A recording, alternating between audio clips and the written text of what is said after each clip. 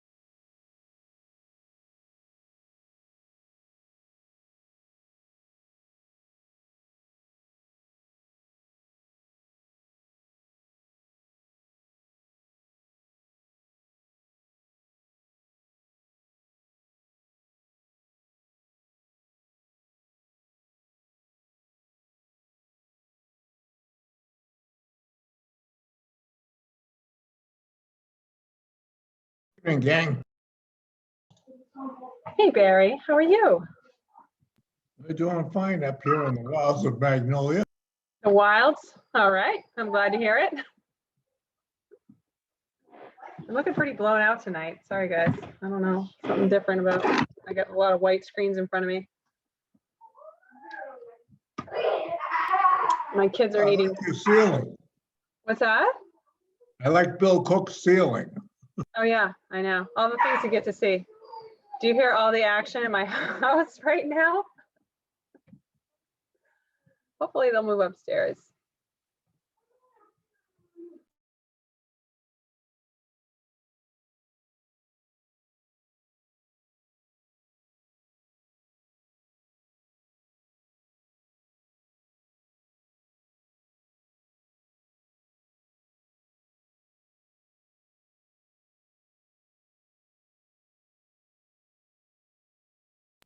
Good evening, Angel. You appear to be muted. Okay, we got this. How are you? Doing very well, thank you. Good. Aggravating my wife, doing what I'm supposed to do. Well, there you go. Oh, did you see any of the surf yesterday? Did you see any of the surf yesterday from the storm? It was amazing. It was spectacular. Yeah, I'm sure it must have been amazing from where you are, Anjo. It was. Yeah, I did a Cool. couple of videos. Cool, that's cool. yeah, I It took was a couple cool. videos too, standing on the dune as it disappeared. Yeah. Oh my God, Bill. Send some pictures. Is everything okay over by Two Penny? No, we lost, well, over my section, we lost about 12 feet of dune. Ooh. Yeah, Ooh. it took the whole toe out where the walkway is about a 4 or 5 foot drop right now.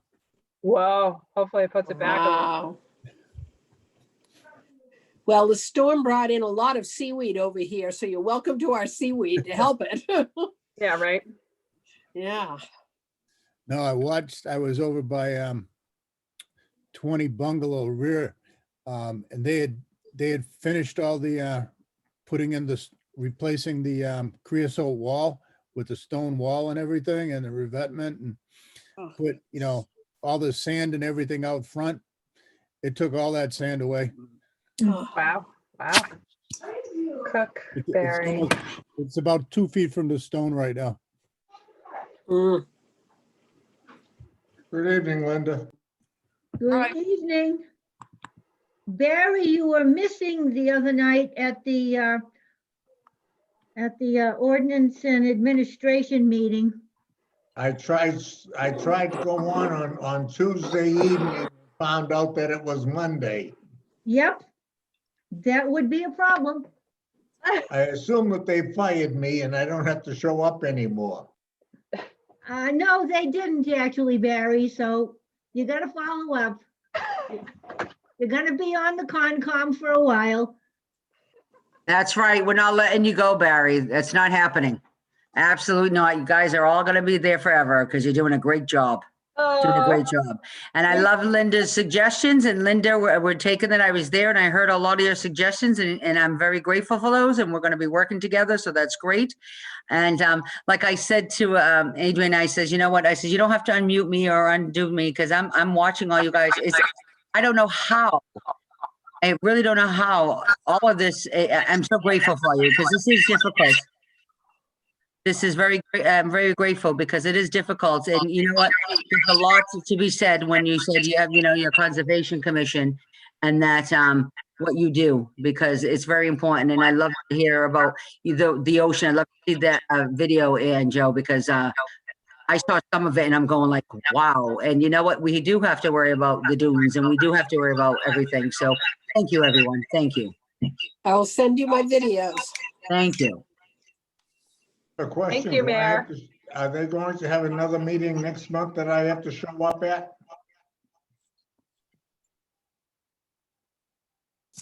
Oh, she may have dropped off.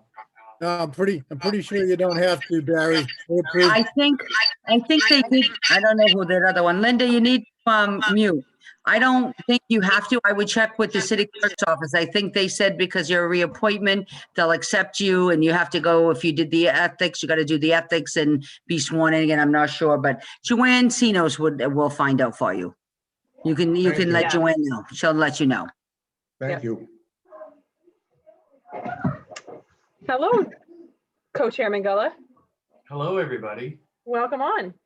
Thank you for having me. When you're feeling ready, I'm feeling ready. But before I start, I see Linda Muffelman. I see you with your hand up and I'm going to wait until the public comment period to address you because it's coming right up, if you don't mind. Otherwise, go ahead. Okay, good Oh. evening. Oh, Sorry, it's me, right? exactly. Okay. Welcome, everyone, to the Wednesday, February 3rd, 2021 meeting of the Gloucester Conservation Commission. Consistent with the governor's order suspending certain provisions of the open meeting law and banning more than 25 people, this meeting will be conducted by remote participation to the greatest extent possible. Hold on one moment. Kids, I need you to be quiet. Thank you. I'll be quiet. I promise. The public may not physically attend this meeting, but every effort will be made to allow the public to view and listen to the meeting in real time. Persons who wish to do so are invited to view the meeting at the link provided in the Gloucester Remote Meetings website under Conservation Commission. In the event that a live transmission proves unworkable for any reason, an audio or video recording, transcript, or other comprehensive record of the meeting will be made available on the city's website as soon as possible. Commissioners, a couple updates on continued business matters that are looking for additional continuations. 12 Ocean Highlands to February 17 and 14 Riverside Road to February 17. Otherwise, I believe we are okay to begin. Thank you, Adrian. First up is our administrative briefing portion of the show. I don't know if you have anything to add in terms of administrative issues that you need to discuss or resolve. Sure. So we talked at the last meeting about the conservation clerk has decided to move on to graduate school. So did we talk about that? We did, right? Yes, Yes. we did. Okay, thank you. Currently there is a vacancy in the conservation clerk position. It has been posted. So hopefully we will be filling that position in the next couple of weeks. In addition, the conservation office is currently getting new carpeting beginning tomorrow. So everyone be prepared for a little bit of a bumpy ride as all of the files and filing cabinets in the conservation office, my desk, the mail center, it's all going to be moved multiple times around the office. And hopefully the carpeting job will only take a couple of days, but it will certainly be impacting this next meeting cycle. That's all. Excellent. Thank you very much. You're welcome. Next up is the public comment period of the meeting. This is the period where people in the general public are welcome to speak towards conservation issues that are not, I repeat, not on tonight's agenda. So if you'd like to speak about an environmental issue, you may do so by raising the hand, using the raise your hand button. Or if you're on a handheld device of some sort, you can do the *9. Okay, so I'm gonna recognize Linda Muffelman now. Yes. Thank you. We have an issue on Mr. Cahill's application. We are abutters and have never received any notice of this until I happened to accidentally tonight. What can we do? Oh, I'm sorry, sir. I believe we could hear you, but you have more than one microphone going and we're getting a lot of feedback. So for the purpose of the recording, if you could turn off the additional microphones and ask your question again. We are trying to figure out why we did not receive any notification of Mr. Cahill's at 14 Riverside when we are abutters.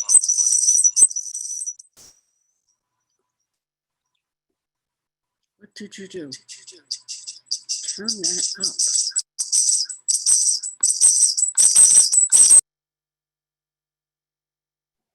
I believe I did hear your question, sir, Mr. Muffelman. And I take your point, the hearing was opened. It has not been closed yet. We will, I'll go back and take a look at the notice of intent and the certified abutters list to make sure that you're on it and follow up with the applicant.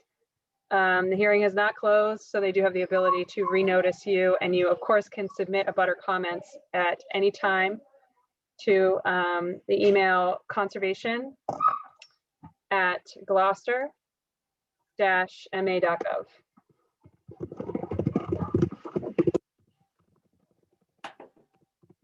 Anybody else in the public comment waiting room? Not that I can see at this time. Thank you. Excellent. Next up is minutes review and approval. We had two outstanding ones. There was a little confusion, Adrian. It looked like in tonight's meeting box on Google Drive, we had some new ones, but they weren't posted here. Or am I missing something? No, you're right. I thought asking you to review and approve 5 sets of meeting minutes in one hearing seemed a little Thank much, considering the last time we gave you 4. So since we had carried forward May 6 and May 20, we can approve those, and the ones that you have in the Google Drive now are a soft opening for the next meeting cycle. How's that sound? Excellent. Okay, then with that, I'm all set. I did review the May 20th and May 6th, so I'm all set with that. If everybody else is, I was the laggard slowing everything down there, so. Okay, that's Bill. I have to recuse myself from the May 6th because I wasn't at that meeting, Okay, or abstain. Bill. whichever. I think it's abstain. so Joe, you want to put a motion together? We can't hear you, hon. Sure. You want to do these separately then? Sure. Okay. Jackson moves to approve the May 6, 2020 minutes for Conservation Commission. Charpentier seconds? And a roll call vote, Commissioner Charpentier, Yes.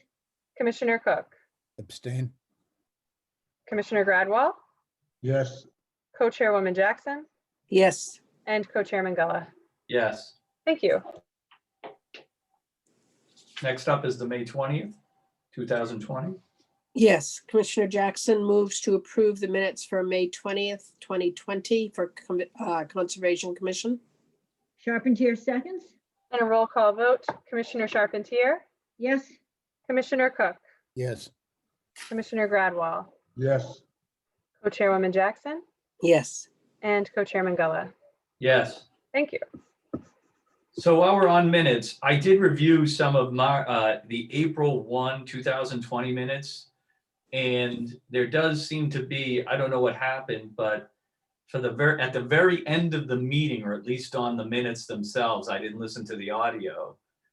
I'm gone, meaning things are being moved and approved through Ann Joe. So I was either, I may have left the meeting. I've done that in the past because I've had either a family issue or something, but I just drop off at the end. There's no, Chairman Guller has left, Chairman Guller is recusing, Chairman Guller. It's at the very end when, right after one Folly Point. Those last couple, I'm not there for some reason. So if you could look into that. I'll check the Okay. recording. Excellent. So with that, we'll move on to continued business. First up, RDA 1677, 30 Leonard Street, Zarelli, Leo Zarelli, applicant representing. Thank you, Mr. Chairman, members of the commission. For the record, John Judd, engineer with Gateway Consultants. At the last meeting, I indicated that I would be submitting a plan for Mr. Zarelli for his proposed float enlargement at 3 Leonard Street. And there you have the proposed float plan. What you see in the lighter color is the actual 12 by 18 permitted 1090, the 10A permit that is currently approved and has been installed for several years. At the last meeting, I believe that Mr. Zarelli was at, he had proposed a 40-foot float, and I indicated to him that was just not going to be approved typically for a residential use. So what we're showing is a slightly longer gangway. Right now it's permitted as a 30-foot. We're proposing a 40-foot, and this would still be a 12-foot wide. However, it would be a little bit further out into the beyond the mud flat, and the length is proposed at 25 feet as opposed to the 40 feet. And again, it's currently approved at an 12 by 18, and we're proposing a 12 by 25. Okay. My only quick comment would be is, was there a reason to pull it out further? Was the dock wasn't that old from what I understand? Was there grounding out or something, or? Yeah, it's obviously, yeah, it's to get it further into the channel. Okay. All right. Adrian, I don't know if you want to do, if we should do, I'm sorry, we'll do public comment first. Let's see if anybody in the public has any comments. Anybody who wishes to speak for or against the project at 3 Leonard Street, you may raise your hand using the raise your hand button, or you may hit *9 on a handheld device or iPad.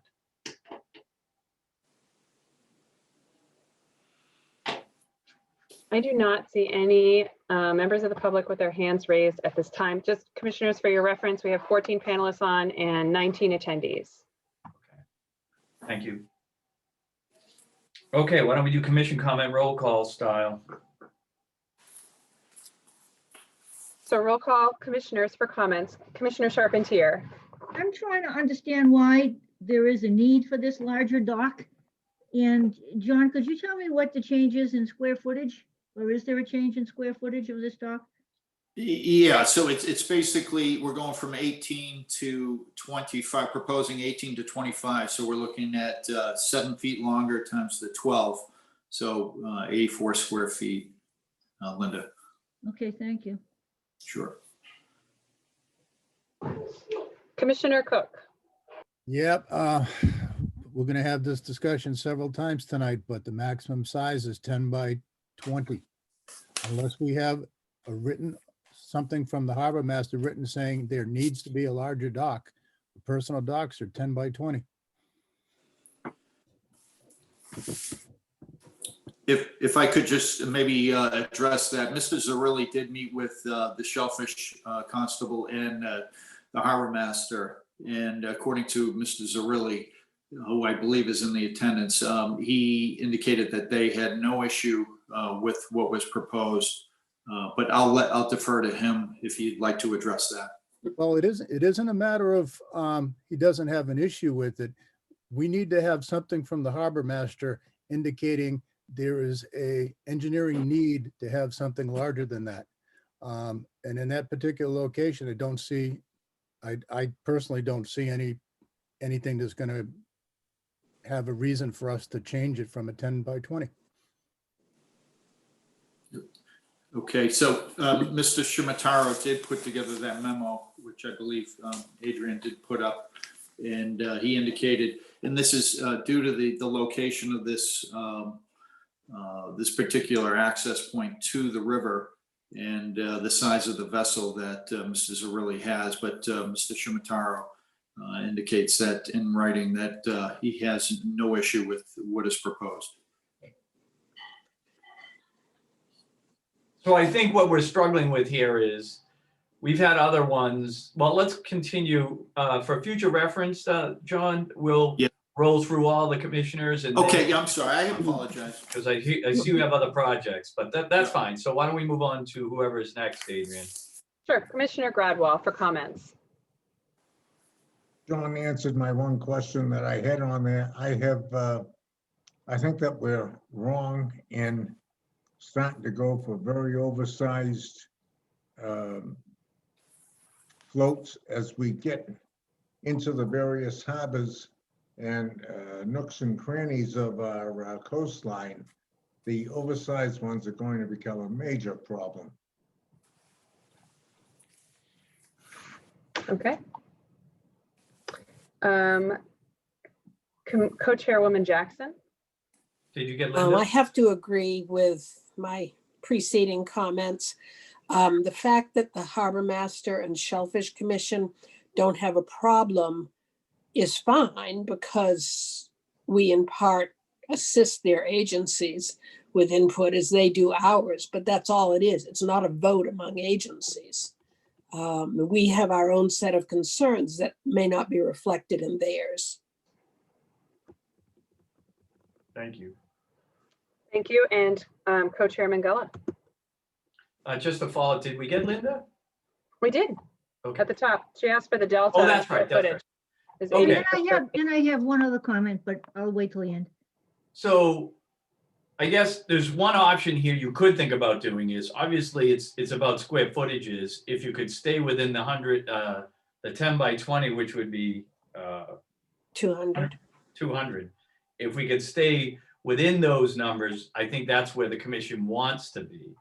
But as far as it goes to the, when we ask the harbor master and Shellfish for their input, I would concur that in the past, if they were okay with it, for the most part, we were leaning on them to kind of, this is their purview.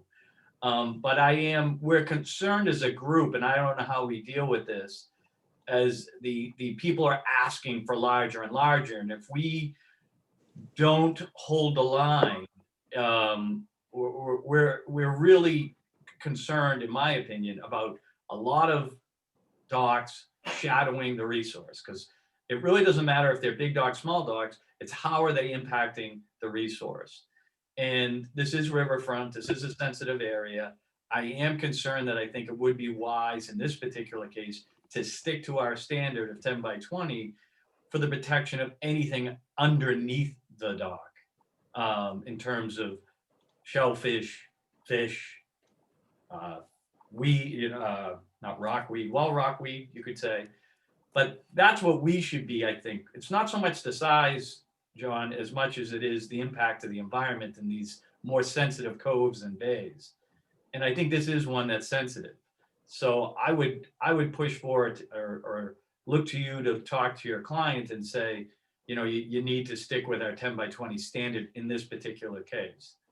But that's your call. You can obviously push for a vote either way.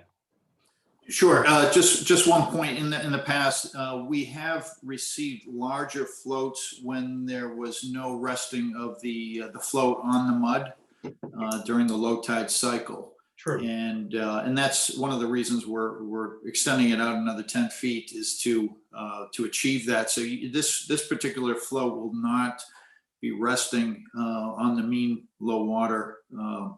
So it's extending beyond that. So that was the intent in what we've done in the past with the commission is, if we're able to prove that the float is going to be just that, floating, and it wouldn't have the impact on the shellfish and the various vegetation and so forth, then it was environmentally, the performance standard was met. But I'm not sure if that triggers anyone's thought process there. But historically, that's was one of the critical standards for a larger float. Yeah, it's Okay. Bill. I would I'm actually. I'm Go going to ahead. continue to have a problem with this, especially, because the person's getting a bigger boat doesn't necessarily mean we have to approve getting a bigger float. If we use that as the logic, we're going to have a lot of issues. So like I said, my personal opinion is we need to hold a line on 10 by 20. Linda, did you have a follow-up? No, I'm just gonna concur with Bill. I mean, where do we draw the line on larger floats? Okay, this gentleman, now wants a 12 by 18. Why don't we just approve a 30 by 60? Where do we stop with this? I think, to Bill's point, we have a standard. It's 10 by 20. There's a certain amount of square footage. So, I mean, I'm in agreement. You could probably change the size of it and stay within that square footage.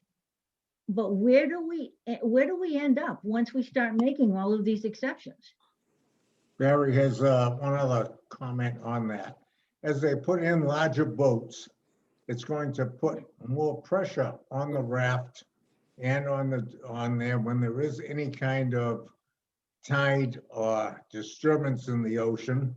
It's going to put much more swing and sway, if that's the Forbidden. right words, on the straps holding it. It's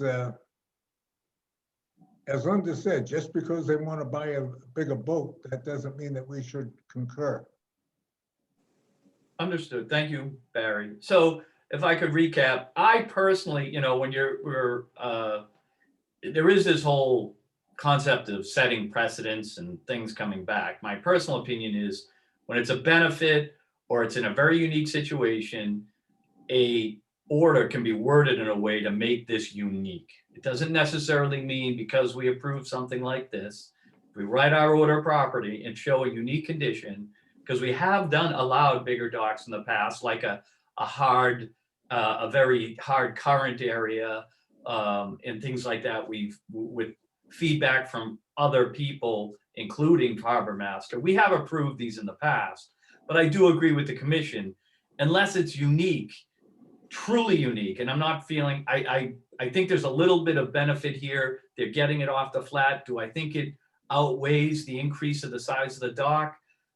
Probably not in this case, but I could see it, personally, I could see it either way.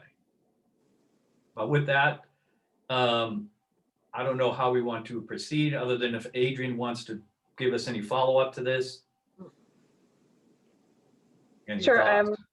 I will offer a couple comments to the discussion. The one is that this is not a notice of intent filing, it's an RDA. So the request for determination of applicability, the ask before the commission is for you to answer is, do the activities proposed impact the resource area? Yes or no? And in general, when I have my daily open office hours and I field an awful lot of pre-application questions with regard to whether or not an applicant needs to come forth with the RDA or the notice of intent, what I explain to them with regard to the threshold for filing a notice of intent is, if you're going to expand the footprint of your structure, then you are going to be impacting the resource area. So while I understand the question around an appropriate float size is the focus right now of the hearing, I think it's worth it to take a step back and say, this is an RDA. We're not issuing an order of conditions for this. We're going to issue a determination. The commission is going to make a determination. And I think it's pretty clear what kind of determination you can make just based on what the threshold is here. When it comes to a discussion around float sizes, I certainly think that there's a follow-up space for the commission to survey with the harbor master and maybe some other similar maritime communities as to what size floats people are actually putting in the water or allowing at this time. And the commission can generate a waiver process and incorporate that into the ordinance. That will be down the line. For now, as long as you're holding the line on 10 to 20, you are somewhat open to an appeals process because it's not incorporated in the ordinance, but you're certainly welcome to decide that way and carry on. Okay, thank you, Adrian. You're welcome. So the only thing I would take away from this also is, this is coming up a lot more and more. We're getting more and more dogs for whatever reason. I do think as soon as we can get some sort of waiver system in place or a better way of handling this, there is a dock there now, but again, it just seems somewhat, in this particular case, it just seems there's not enough for me anyways to make it feel like it has a very unique condition that would allow us to need to put, and again, I don't know why this got filed under an RDA. Maybe it should have been in a notice of intent, but either way, it's up to you, Mr. Judd, if you'd like to go back to your client one more time and see if you'd like to just readjust to either a narrower or smaller to get back to the square footage of 200, or Yeah, it's, go to, so, or go to a thank vote. you. Up to you. Yeah, sure. Thank you, Mr. Chairman. As you know, I did not file this. I was brought in Yeah, I know. midstream on this. So, but I do appreciate that. And what I'd like to do is ask for a continuance, and then we'll huddle up with Mr. Zarilli and see if we can come back with something that's acceptable. Excellent. And can I just ask a question here? Is the current float size, not the one that was proposed earlier, but the current float size is 12 by 18, is that correct? That's correct. Okay, I would not make him decrease it. That's been approved. He's been using it. I would just be against it going larger. And I do believe it has less impact being out in the deep water than over the intertidal zone. Okay. Very good. So we may come back with a slightly, we'll bring it back to something and maybe just relocate it. But the 40-foot ramp is definitely desirable. So there is a modification. So if we could just ask for a continuance and then make a minor change to that, that would be appreciated. Okay. Okay. Oh, go ahead, Andrew. Jackson moves to continue RDA 1677 at 3 Leonard Street to the meeting of February, 3 and 7, 17th. Charpentier seconds? And a roll call vote, Commissioner Charpentier, Yes. Commissioner Cook, Yes. Commissioner Gradwell, Yes, Co-Chairwoman Jackson, Yes. Co-Chair Mangala. Yes, Thank you. thank you. Thank you. Thanks. Next up, notice of intent 28-2736, 11 to 13 Harbor Loop, Senecal, John Dick at Hancock Associates representing.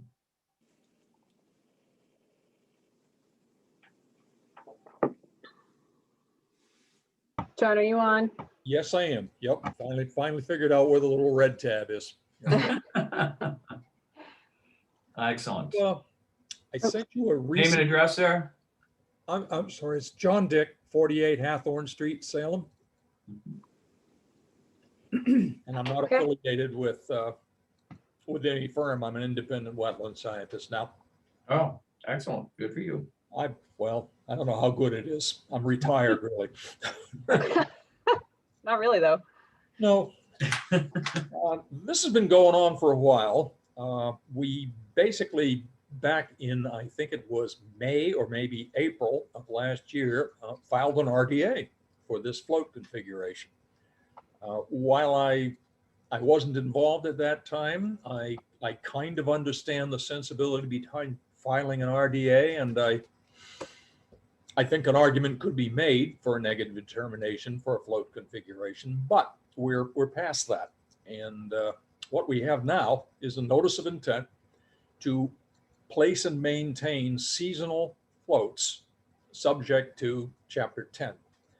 The problem seems to be that we were led into a kind of a feedback loop with getting comment from various agencies that typically don't offer comment and don't conduct their own public hearings until there's an order of conditions issued, hence the notice of intent. We have been to the harbor master and to the shellfish warden. At the recommendation, I think, of Commissioner Feener, we went to Coastal Zone Management. We contacted the Corps of Engineers and asked the question. And the Corps of Engineers, of course, said, well, yes, of course we have jurisdiction. What they were not clear about is that they do not normally proceed with a permitting process at the federal level until the state's parameters have been satisfied. What we've done now is we've partially filed with the Corps of Engineers. We have a Section 408 review upcoming. One of the considerations is the distance from the floats to the federal line. And the argument here is that while these floats are close to the federal line, there is no permanent structure close to the federal line. The only permanent structure is the existing wharf, and the existing wharf has been there 30 years. Oh, more than that, 100 years.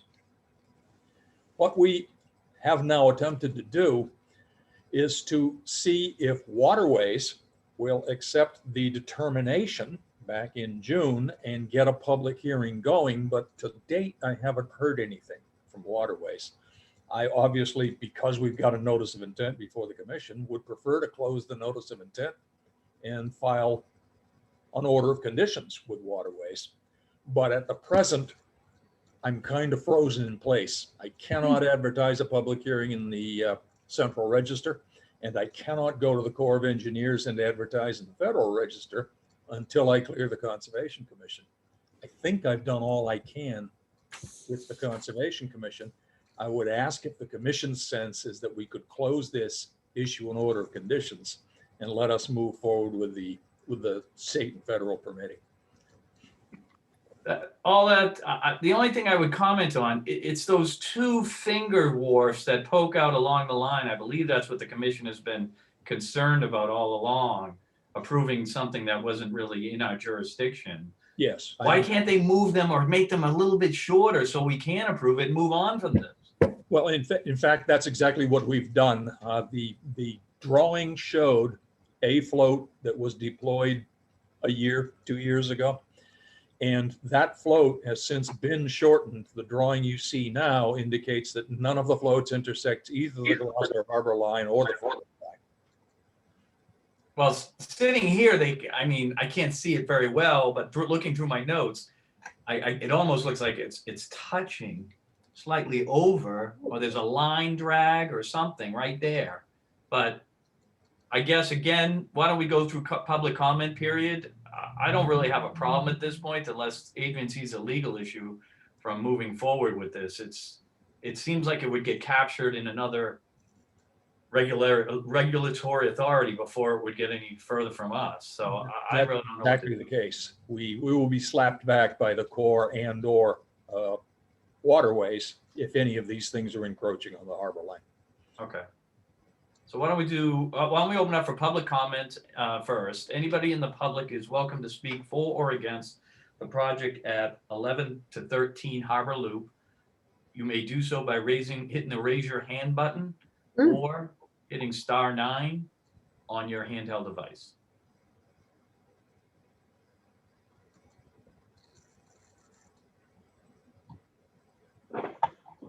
I do not see any members of the public to comment at this time. Thank you, Adrian. Why don't we do roll call commissioner comments? Sure. Commissioner comments. Commissioner Charpentier. I have no comments. Commissioner Cook. No, because I looked at the revised plans and it does show it definitely being pulled back. So that was our biggest concern. So I'm happy with it. Commissioner Gradwell. No comment. Co-Chairwoman Jackson. Excuse me, my only comment is, Rob, if you're uncomfortable with the boundaries, we could put a disclaimer in saying, while this does not necessarily agree, it's not our position to approve the boundaries, but we're not going to hold the project up. That Yeah, kind that's of fine. thing. I'm not overly concerned about it anymore either. I just, Okay, all right. I can see it just to me, it looks, they had to draw it a little better and they did. And I guess Bill said he saw it a little clearer on another plan that shows it definitely off the line. So that's all I Okay, know. okay. I appreciate that. No additional comments. Okay, and Co-Chair Magilla. No comments from me, but Adrian, do you see any issues with us moving ahead with a motion to approve? Well, I'll tell you what, for about 5 months, I have been asking for a new plan. Mhm. I did actually replace, this is the new plan. As you can see, it was revised January 23rd, 2021. Normally I will show the older plan and earlier revisions. In this particular case, I didn't put it up there because I don't want it in any way to be incorporated with any order of conditions. Mhm. But as you will all recall, this float was encroaching into the federal channel and beyond the harbor line. So we did get the plan that we're looking for. I think that our questions around the floats generally have been answered. There is the ongoing matter before the Army Corps of Engineers. The most recent response for them said, depending on the outcome of my interaction with navigation, the floats proposed closest to the federal channel may not be permittable. You would need to modify that section of floats further before submitting with us, which in turn would change your submissions to state and local agencies as well. This is not necessarily going to come back before the commission for an amended order of conditions, because if there's a change in the floats, it's going to be a change to make them smaller, unless of course they decide to entirely reconfigure. But I don't anticipate there being a need, if there is a matter with navigation, for the floats to come back before the commission for an amended order of conditions. And then the other piece that I'd like to see the applicant's representative speak on a little bit, because we haven't had an opportunity to focus on it at all with this particular filing, because we've been so concentrated on this matter, is the rebuild over here of the bulkhead. It is incorporated in the in the notice of intent application, shows up on the plan, and we haven't talked too much about it. So if we can hear about that, I think otherwise a lot of our questions have been answered at this point. Again, this was very much held up upon the submission of a new plan, and we have that now. Okay, Mr. Dick, yeah, if you could give us a little feedback on that reconstruction area. How Sure. it's going to be. If you can pull up the scale on the plan to that area, Adrian, I think the plan will answer the question.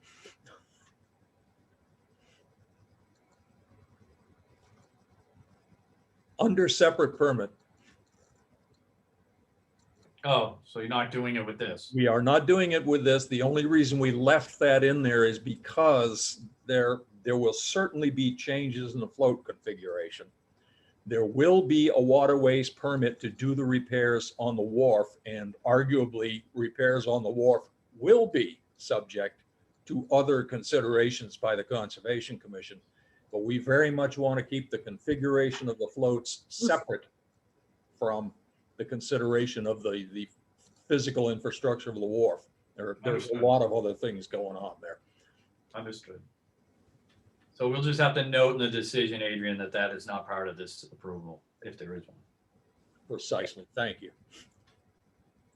Okay, I don't know if there's any other comments. Commissioners have anything else to say before we go to a vote? I hear none. So let's, Anjo, if you want to put a motion to close the hearing. Sure. Jackson moves to close the hearing for NOI 0282736, 1113 Harbor Loop. Carpentier seconds? In a roll call vote, Commissioner Charpentier, Yes? Commissioner Cook, Yes. Commissioner Gradwell, Yes, Co-Chairwoman Jackson, Yes, and Co-Chairman Gullah. Yes, Thank you. thank you. Jackson moves to approve the project, NOI 0282736 at 1113 Harbor Loop. Carpentier seconds? In a roll call vote, Commissioner Charpentier, Yes? Commissioner Cook, Yes.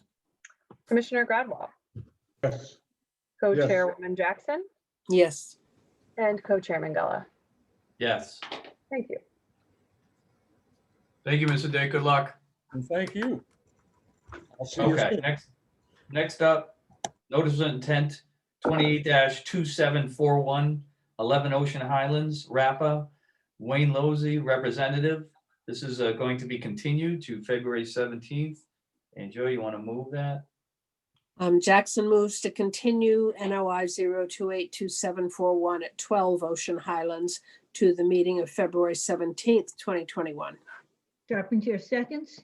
And a roll call vote, Commissioner Charpentier, Yes. Commissioner Cook, Yes. Commissioner Gradwell, Yes, Co-Chairwoman Jackson, Yes. and Co-Chairman Gullah. Yes. Thank you. Next up is notice of intent 28 no DEP number at this time, 14 Riverside Road, Cahill, Salvatore Basile, representative.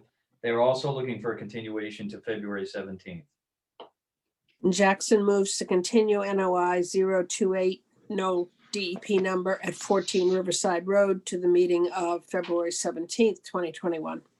Charpentier seconds. And a roll call vote, Commissioner Charpentier, Yes. Commissioner Cook, Yes. Commissioner Gradwell, yes, Co-Chairwoman Jackson, Yes. and Co-Chairman Gullah. Yes. Thank you. Next up, notice of intent. Quick question on calendars. So there's no other meeting in February after the 17th. We jump to March, correct? That's Correct. correct. Next up is notice of intent 28-2749, 7 Sumac Lane, Dirks, Dan Ottenheimer of Mill River Consulting representing. Good evening, commissioners. Are the acoustics okay? Can you hear me? Very good. Oh, great. Hi. Dan Ottenheimer, Mill River Consulting, and we'll be talking about floats again. We've discussed this at the last meeting. I think the commissioners' concerns were related to the size of what was proposed, possibly setting precedent, and also a neighbor's float. So I want to go over those issues and answer any questions the commission might have. Before I do that, I do want to just remind us all what resource areas we're dealing with on this application. We're dealing with land subject to coastal storm flowage. We're dealing with land under the ocean, land containing shellfish, and also the buffer zone to the coastal bank. Our initial report accompanying the notice of intent demonstrates how we comply with the performance standards in the Wetlands Protection Act regulations for each of those resource areas. So I do think it's important that we try and stay focused on that particular avenue as we look at this float and other projects. Regarding the neighbor, they have had a float located in their own water sheet, but accessed through 7 Sumac Lane since at least 2005.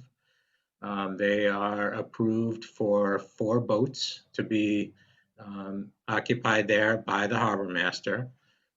The owners of 7 Sumac would like to maintain good neighborly relations and believe that they want to have the float stay where the floats that the neighbors use stay where they are. But if push comes to shove, they are going to, they're prepared to inform the neighbors that their floats would need to be removed. Now, what that will probably mean is the neighbors will come in, I'm just projecting here, but neighbors are going to come in with an application to keep the floats right where they are, but just access them with a new walkway and new support columns and what have you. So we did look at the possibility of adding on to the floats that the neighbors own. Most of those are in the water sheet of the neighbors, not of the 7 Sumac Lane property. So it's not really workable that way. It also would make for a very long series of floats that would have to be tied together, and it would just become very awkward to operate that way. So that's our thoughts on the other ramp. Basically, the ramp is on our property and the floats are on the neighbor's property. As it relates to the size, I'd like to just talk about 3 points, please. One is that in exposed areas, we have and other people have applied for and received permission from this commission for larger than the size that was mentioned earlier as the standard. All in very exposed conditions, much like 7 Sumac. We had one that I had applied for that was 384 square feet that this commission approved at 2 Windward Point, which is very close water-wise to this particular location and also sticks way out into Gloucester Harbor. Last year, this commission approved 7 Aileen Terrace, a float at 800 square feet, 20 by 40. This commission also last year approved a 718 Washington Street, 540 square feet. So I do just want to share with you that when there are times that it's necessary due to wind and wave conditions, this commission has approved larger floats for stability purposes. And you do have a report from a very experienced marine contractor talking about what occurs at this particular location. Next thing about size is just to share with you, and I think your agent touched on it as well. There's, and if you want to hear directly from her, she's on the call, but the owners have brought in an attorney from Anderson Krieger in Boston or Cambridge, and they specialize in environmental permitting. So Jess Wall is on the call. She's looked through the Wetlands Protection Act regulations. She's looked through the Gloucester Wetlands Ordinance. She's been unable to locate any document that talks about the size of a float being too large, too small, any standard along those lines. And again, she's on the call if you wish to ask her any further questions about that. But there is nothing that she was able to locate that puts that in writing anywhere. The third thing is, I do want to share with you that the owners of this property, the Dirks, are not deaf to the commission's concerns. And in the intervening time period, we did reconsider, and we have reduced the size of the 2 floats that face out into the harbor by more than 1/3, by 36%. So what was 10 by 25 is now proposed on the plans that you have being 8 by 20. So we think that that is the smallest size that can be safely used in a location like this that's subject to such wind and wave energy. So that's the latest update, and certainly answer any questions that the commissioners might have. Okay, thank you with that. Commissioner, well, I'll start with the usual public comment period. I'll open up for public comment. Anybody in the public who wishes to speak towards the project at 7 Sumac Lane, you may do so by touching the raise your hand button at the bottom of your screen or hitting *9 if you're on a handheld device.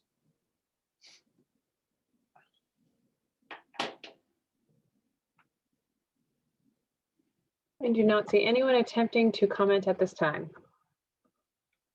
All right, before we go into roll call comments, well, why don't we go into roll call comments? Okay, Doesn't really change the game. Commissioner Charpentier. One question for Dan. Dan, did you say that the neighbor's float has been permitted for a long time? Yes, I looking at old aerial photos, I've seen it there at least going back as far as 2005, so that would be 15 years. Okay, thank you. Commissioner Cook.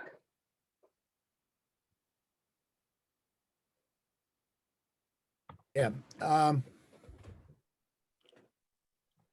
Do we have a letter from, I know the people have hired their own engineering company and said, yeah, this is what we have to have. But I'd like to see something from our harbor master indicating that there is an engineering need for this to occur. And necessitate the need for the larger float. I'm still hung up on the 10 by 20 that we're trying to do it. Personally, I'm not sure if there is a real need to have the bigger float there. I want to see something from the harbor master saying he's going to require the bigger float to be in that area. And also, I'm still not satisfied about having access to two different sets of docks from one piece of property. I know it's going to be inconvenient and everything, but we've pushed back on that every single time since I've been on the commission.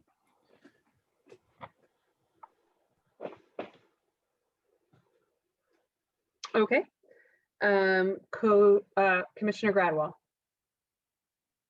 I agree that there's nothing in the state regs that she's looking at, but when you see the brochure that's forwarded by the state relative to floats and piers, they only talk about minimizing. And somehow this is not minimizing to me. So there is precedent in our restricting the size on there. I agree that this is not a shellfish area, but putting two docks on, as I said 2 weeks ago, well, another 2 years, you can come out and make a third one so that we can really have a whole bunch of floats and have everybody happy. Okay, Co-Chairwoman Jackson. I don't think I have any additional comments at this time. And Co-Chairman Gullah.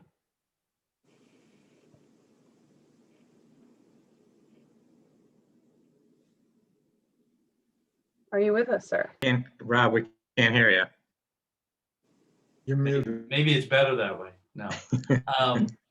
So it is a tricky one. They are tricky, these floats. We have been using, again, some policies that we have put in place over the years to manage these, to protect the environment.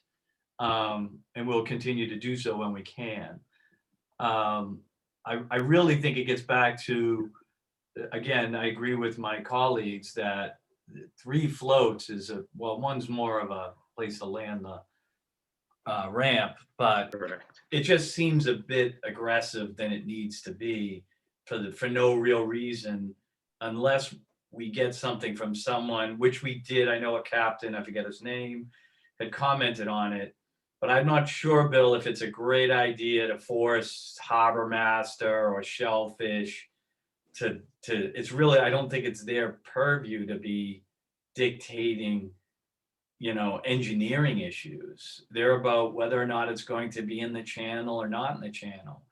I think we could ask for a better level of understanding on why, engineering wise, why this might need to be this big for stabilization from the applicant, but I don't know if we throw that back to our harbor master. That's a little tricky, I think. To put it on him or her is, I think, a little tough.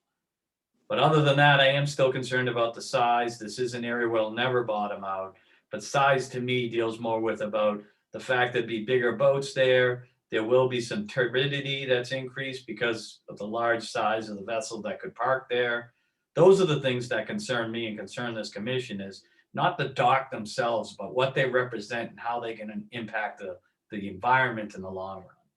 And this is a big dock that could have big things attached to it that could cause problems to the environment. So it's a concern to me. Is it a concern enough to say no? I don't know yet. I'm really on the fence on this one as well. It's tricky, but I do appreciate you gave back a little. I do appreciate you brought up other projects and that's hard, I know, because, to say those things, but we have approved very few, I'd like to think, and the ones you suggested or put out there, I think are a little more unique than this one. And we're, I think, a little trickier because of eelgrasses and everything else. But all that said, I am concerned. I don't know which way I'd vote on this at this point, but I would like to see either something from, again, another round potentially of reasoning of why this needs to be this big, due to the, our past policy of 10 by 20 dogs. I'll leave it at that. So with that, we've made our comments. You can choose to vote on it. You could, I don't think we need to bring your attorney into it. I think Mr. Gradwell, Commissioner Gradwell understood, is correct, even if whatever he read in that document in principle anyways, that, you know, we have some control here to control sizes related to impact. So we can move ahead with a vote. You could go back one more time to your client, or it's up to you. Yeah, I certainly don't want to force the commission into a vote. So I would like to just touch on a few issues and then see where we go. Okay. So I concur. I don't think that's the role of another city official to support a particular application or not. They're just, you know, having worked for the city and other municipalities. I don't see the harbor master or any other municipal official supporting a particular application. So while I understand Commissioner Cook's desire to have a letter of support from the harbor master, I'd be surprised if that is something that's readily forthcoming. So I'm sorry to change expectations, but I don't think that for this project or other projects that's going to happen. I would like to tactfully remind the commission that the issues before them are not whether maybe there's more floats coming in the future or what size boats might or might not be connected to this. It's really what are the performance standards in the Wetlands Protection Act regulations, and does an application meet that? And I would submit that even with the initial application, we demonstrated compliance with the standards in the Wetlands Protection Act regulations. And I think that's even more so the case when we now have floats that are more than 1/3 smaller than the original application. Thank you. Adrian, do you have anything to add to this before we either continue or vote or what? You know what? I mean, I think you're at a little bit of an impasse with this one. Either I have my work cut out for me writing a denial, or there's some way to move the commission into a position of approval. And so I think before you try to send the applicant's representative away, you should outline very clearly what it is you're going to need to be able to approve the project at the next hearing. Because while I mean, I wholeheartedly agree, and I can see all sides of this, asking the applicant's representative to return again,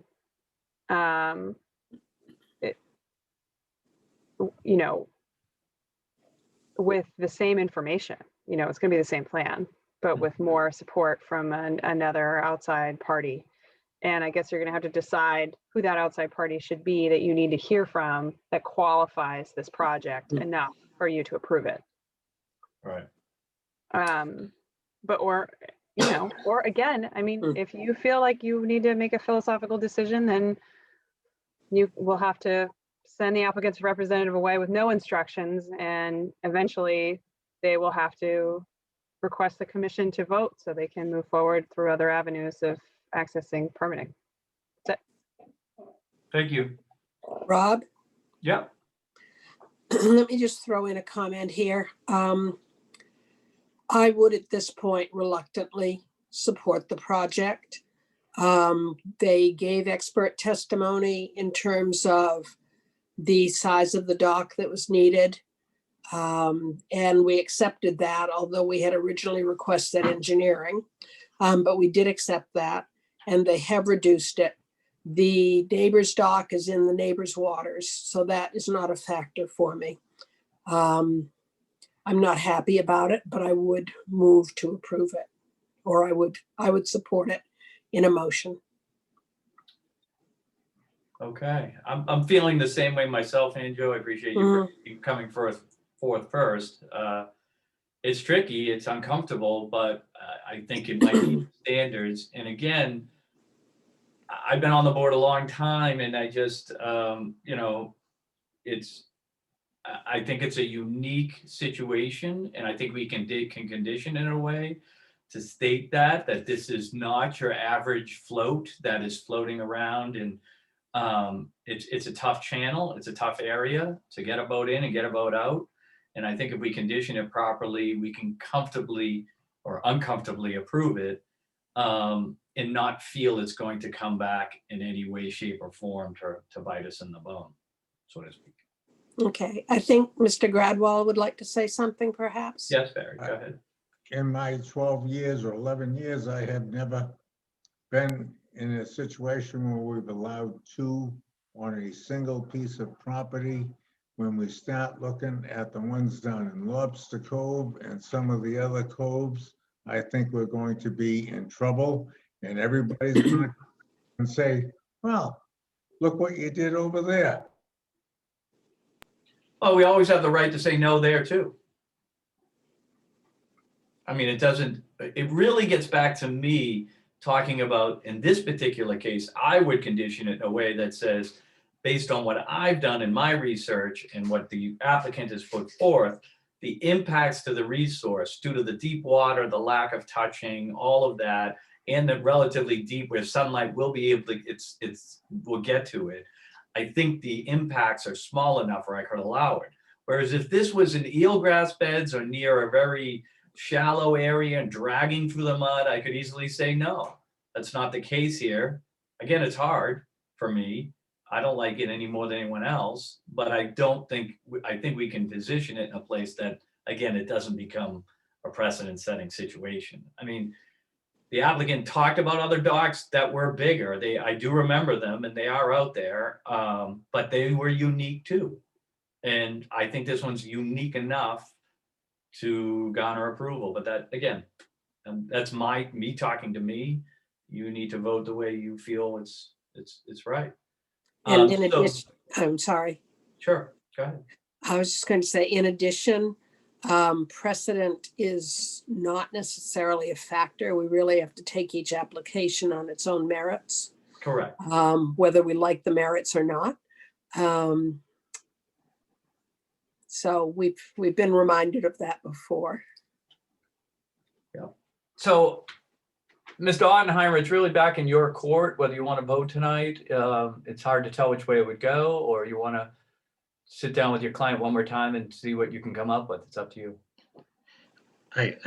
Your agent was very sage in her thoughts. I don't know what else we could or would do.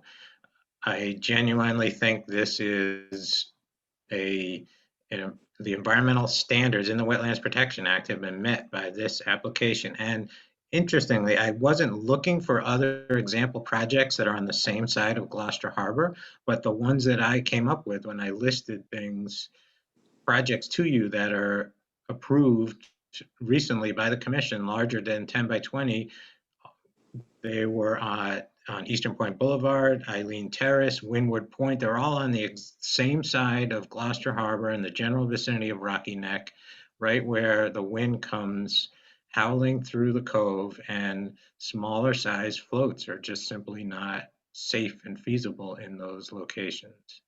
And this particular one is not going to bottom out. It's in an area that's closed to shellfish. There's no eelgrass. It meets the performance standards, in my opinion, in the Wetlands Protection Act. So I would like to move forward and hope the commissioners feel the same way as well. No. Can I interrupt for a minute? Sure. Thanks. So I know the applicant's representative has submitted as part of their notice of intent application a discussion about performance standards with regards to specific resource areas that are identified in the application as being impacted. I think that what the commission is sticking on, and I'm looking at the regs now, is this concept of adverse effect. And so the idea is a greater than negligible change in the resource area or one of its characteristics or factors that diminishes the value of the resource area to one or more of the specific interests of the act, as determined by the issuing authority. So negligible in this case means small enough to be disregarded. So anything larger than what could be disregarded. And so the idea here is the cumulative impact of the additional float, therefore will cause a change in the resource area or one of its characteristics or factors that are under consideration in this act. So that's the question that needs to be answered. I think I got it closely. And so then working backwards from an order of conditions and considering what a denial might look like, you know, I want to know more about storm damage prevention, flood control, how those interests of the act are not going to be impacted in a greater than negligible way by the addition of this float structure to the property. How's that? But when you're stating that, you're saying that as commissioners, that's how we should be viewing it, or the applicant should be understanding what you just said? Well, I think I'm trying to interpret the concern of the commission with regards to the size of the float, the fact that there are 2 additional floats, the location in this particular case at the entrance of the harbor, and how, you know, if this were a smaller project, or additionally, probably if this float here didn't exist and attached to this particular bulkhead, we may be viewing it differently. And knowing also that this has been under some rigorous review with the Division of Marine Fisheries, and we changed how that it was going to be anchored and things like that, because it is in fact, you know, shellfish. So that's I think where it stands with regard to the commissioner comments, and the question that needs to be answered is a cumulative adverse impact. Okay. Well, Mr. Oppenheimer, you want to move this to a vote?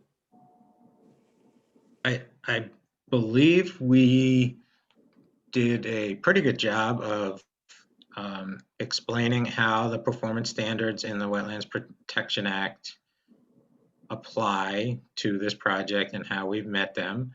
If the commission feels that that was not adequately explained, we certainly can give you more information and more detail along those lines. Don't have a problem with that. If there's parts of the Wetlands Protection Act that we did not adequately explain to the commission, we certainly can do that. Commissioners, I'm is not- there any other questions that you need it explained to you? I'm not sure we gain anything by continuing. I agree. So why Okay. don't we, unless the applicant wants to stop us, why don't we put forth a motion to close the hearing? Sure.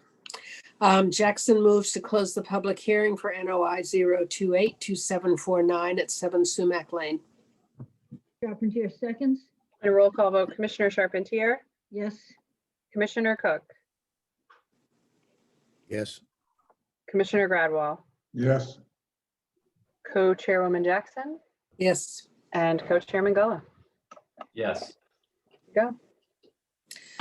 Jackson moves to approve the project at the revised project at NOI 0282749 at 7 Sumac Lane.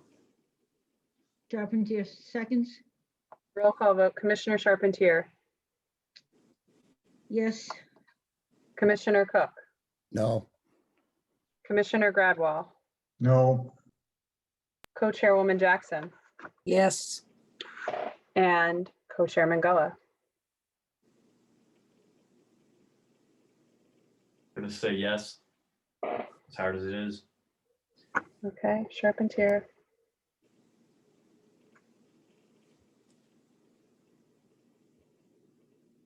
The vote carries.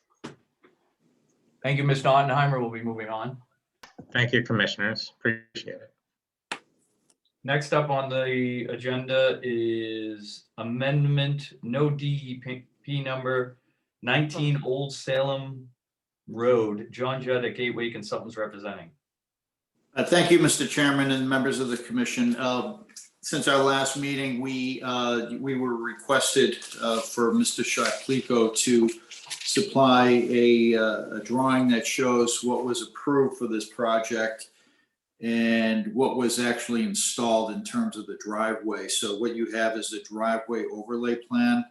for this property at 19 Old Salem Road. We've been in touch with Bill Manuel. I recommended that Mr. Sheplico contact Bill, who is a wetland scientist, as you know. And they're currently working out an agreement, to my knowledge, for Bill to go out, take a look at this property, perhaps with Adrian, and come up with some solutions that might satisfy the commission to offset any potential, buffer zone mitigation standards that might be needed for this deviation in the driveway location in the buffer zone. So what we'd like to do is request a continuance to the next hearing to give Bill a chance to get acclimated with the project and take a look. Okay. Okay, you want to go to the next meeting? I believe so. If we don't have enough time, Anjo, we'll ask for a continuance Okay, prior to that meeting. okay, thank you. And I'm not sure if Adrian has any thoughts, but Nope, that Adrian, covers it. I have nothing to add.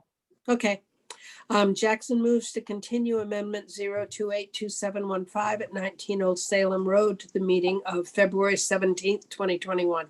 Charpentier seconds. And a roll call, Commissioner Charpentier, Yes. Commissioner Cook, Commissioner Gradwell, Yes, Co-Chairwoman Jackson, Yes. and Co-Chairman Gullo. Yes.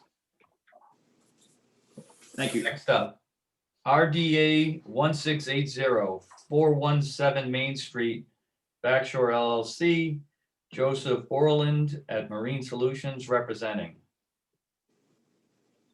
Co-Chairman, just before you begin, as a point of order, I want to remind the commissioners that in the course of a roll call vote, they always have the option to stay their vote and put themselves at the end of the vote cycle. They can do it one time if they want to hear the straw poll before making their decision. Thank you. Thank you. You're welcome. All right, Mr. Borland, let's find you in here.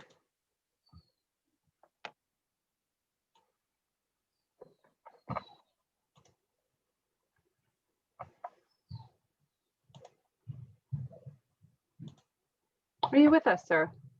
I am. Thank you, Mr. Chairman and members of the commission. Can you hear me? Yeah. Again, cannot see you. Okay, I'm here. It's a pretty straightforward project. We'd like to replace 8 existing pilings and a cap rail at 417. Some of the pilings are, maybe half of them are actually missing, and the other 4 are compromised or just old piles that have been there for who knows how long, that we want to, get them up to spec with Class A piles so that the pier is safe and adequate for the vessel's berthing. Okay. Let me open up for public comment. Does anybody in the public wish to speak for or against the project at 417 Main Street? You can use your raise your hand button or hit *9 if you're on a handheld device. I do not see anyone at this time. With that, seeing none, hearing none, I'll close the public comment period. So it's a pretty straightforward scenario here. We've dealt with this in the past. I would just put our usual conditions on it. Adrian, do you see anything here that's out of the ordinary? Typically, we like to see, and it is part of the application package, a site plan of some kind that is going to accurately reflect the location of the piles that are to be replaced. Because in the past, we have had issues where there's been a shift in the water sheet claim based on where piles are placed if there's not a plan attached to the permit. I'm not sure if this was not scanned correctly or if it was submitted and didn't make it into the record. But I do think it would be helpful to see that, because right now what we have attached to this application is the 100-foot buffer overlay and the project description, specifically on the pier face. This is obviously in the interest of the commission, whether or not they feel comfortable with the bounds of the structure and acknowledging that the piers will be located on the face here, or if they feel like they need to see a plan. Well, I concur. I agree that a plan would be, I think we could move this, approve it conditionally with them providing a plan to you, showing the locations, so in the future. Or I'll put it to my fellow commissioners to say if they want to move this to another meeting after to get the drawing to review it. That being said, again, it goes back to Mr. Borland. Did you add any, is this all you have to your application?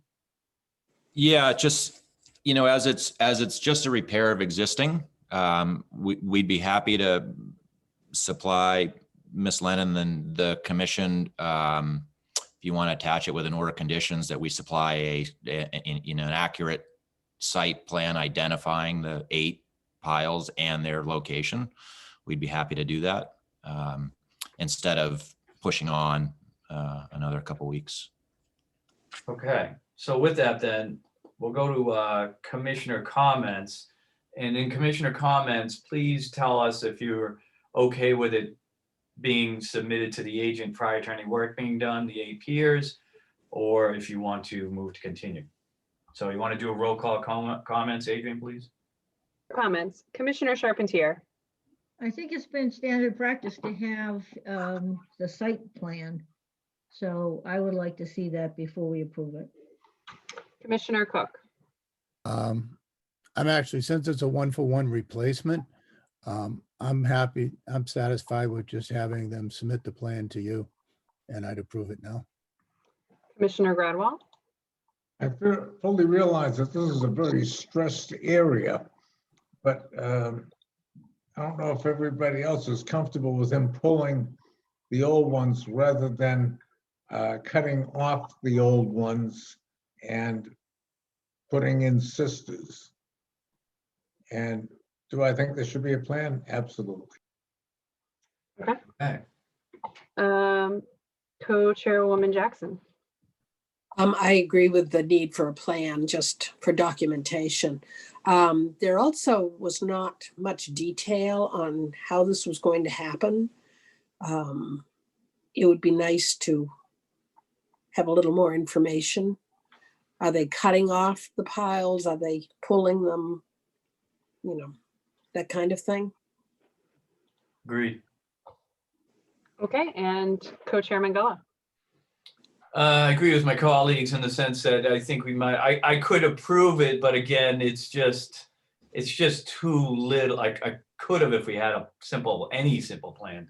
But without that, I think I think we should move it to one more meeting, let the applicant get a drawing in and provide us with a little bit more construction sequence so we can understand, because without saying it, we're not a fan of pulling piles. And it can be a tricky process. So unfortunately, Mr. Borland, I think we're going to move to continue so you can get that stuff together. Yeah, that's fine. I do have a question, as we're doing more and more of this work. The installation of the piles was a lot of different ways to do it, but we'd be using a vibratory hammer with significant downforce and such. But when you talk about the removal of existing pilings, would it be more favorable to the commission to be cutting these pilings at the mud line or using the vibratory hammer to extract? Because we can really easily do both, but we'd prefer to give you a construction sequence that is most favorable. I personally, I really don't see let me get my thoughts together. I have in the past, it's always been that we have cut them, but unless Adrian or another commissioner says there's really no reason with a vibratory hammer to pull them, and pulling them to me just brings up literally and figuratively a lot of bad things. So I would still be in favor of cutting unless my colleagues see it differently. In this particular area, which is close to where National Grid had to go in and clean up from the old coal gasification plant, I think that we're going to dig up a lot more than what you're anticipating. I think that should be cut at the mud line. I agree with that for those reasons. Okay.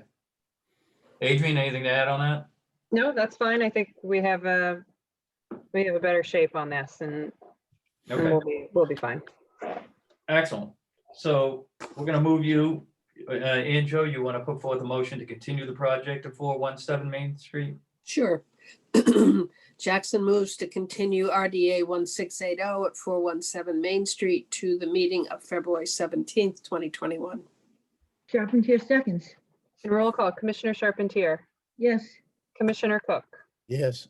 Commissioner Gradwell, Yes, Co-Chairwoman Jackson, Yes. and Co-Chairman Gullo.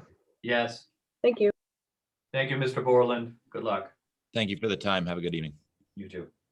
Notice of intent 28-275-279 Riverview Road, Pravidi, Dan Ottenheimer at Mill River Consulting representing. Good evening, Commissioners. Dan Ottenheimer. Bill Previty lives at 79 Riverview Road, and we are looking to seek your approval for a 10 by 20 float. I'll give you more detail as well, but I just wanted to preface it with that. Understood. So there is currently a set of stairs that goes down to the river. There is currently a mooring that is used by Mr. Previty. He walks through the salt marsh to get there.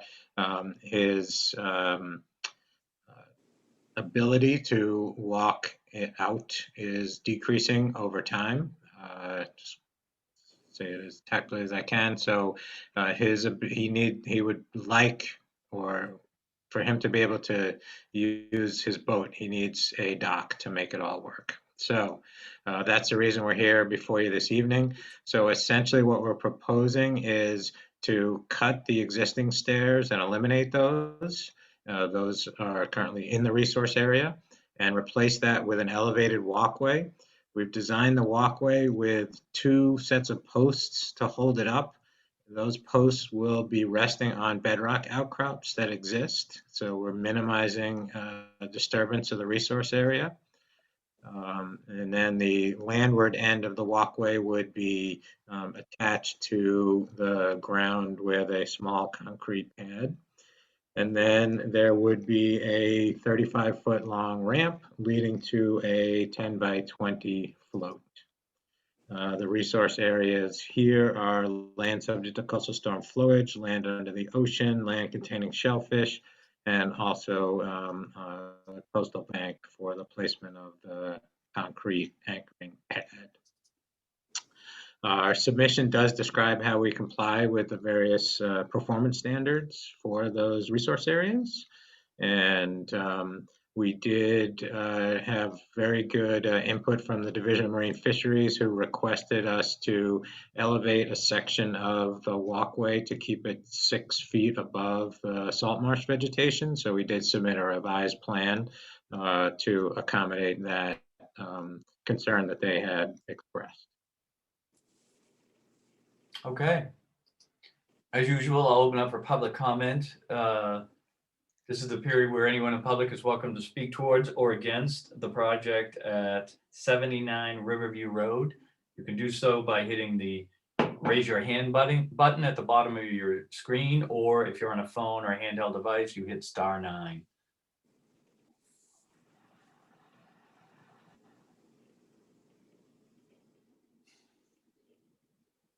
We do not have anyone in public comment at this time.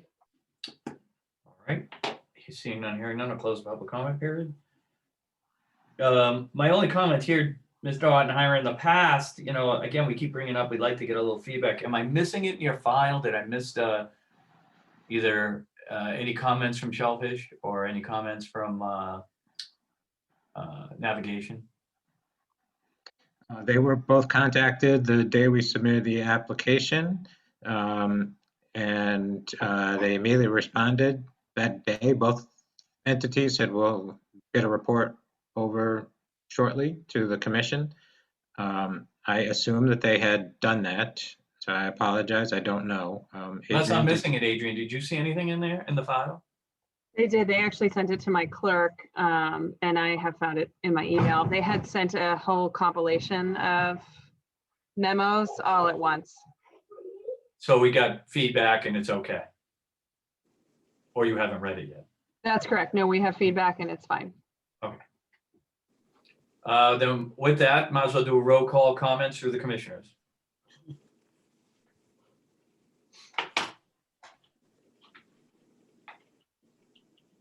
Commissioner Charpentier, No comments at this time. Commissioner Cook, No comments. Commissioner Gradwell, No comment. Co-Chairwoman Jackson. Just a quick one. Isn't this also riverfront? It is Riverfront. Okay, have we? Okay, There is So no we alternatives need- analysis. Yeah. yes, we need to deal with the alternatives analysis, which basically really isn't an alternatives analysis. It just says the project is designed to reduce impact from the existing stairs and walking across the marsh. Okay, Yeah. that's my comment. But we still, Adrian, we should still vote on the alternatives analysis or no? Yes, and Yes, yes. Co-Chairman Gulla, the floor is with you for comments. Nope, I have none. Okay. So first off, I think we need to put forth a motion and a vote for, We need public comment? We we already did. did it. We Didn't we? didn't. No. We did. We definitely did. we Yeah, I did. did. I opened it up at the Yeah. very beginning. Okay. I'm moving too quick for you guys. I'm sorry. Sorry. But back to the alternatives analysis. We need to make a motion on that first, correct? Yes. Okay. Jackson moves to approve the alternatives analysis for 79 Riverview Road. Charpentier seconds. And a roll call vote, Commissioner Charpentier, Yes. Commissioner Cook, Yes. Commissioner Gradwell, Yes. Co-Chairwoman Jackson, Yes. and Co-Chairman Gulla. Yes, Thank you. you're welcome. Next up is a motion to close the hearing unless commissioners have any other comments they want to put out now. Do we require any mitigation or anything if they're altering 418 square feet of riverfront area? That's a good question. I thought I saw some, but I guess I didn't. We do not have any proposed formally. We are removing the stairs that you see in that photograph will be removed. And how many square feet does that remove? I don't have an exact measurement in front of me. I'm sorry. I can get you that in a second though, commissioners.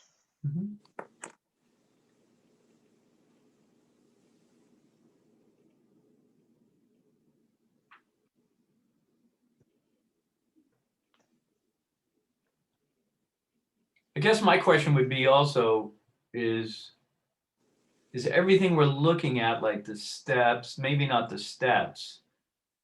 I can't tell from the application, and maybe I'm missing it, is what's impervious and what's pervious.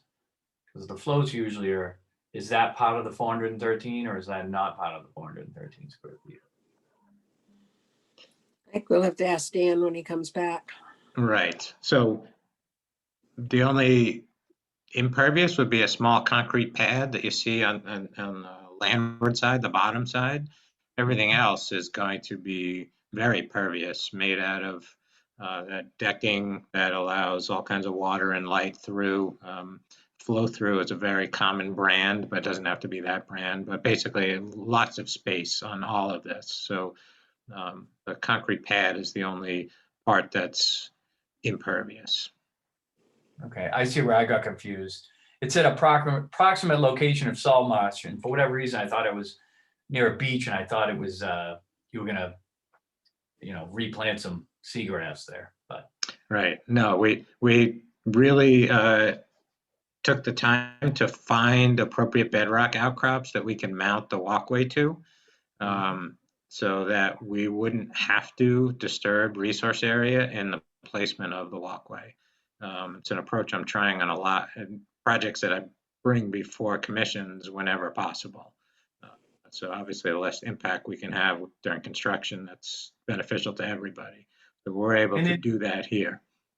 And I also think in this case, we also can go with the idea that this is 6 feet above, so sunlight will be readily available for the vegetation below, I think, at that No extreme doubt. height.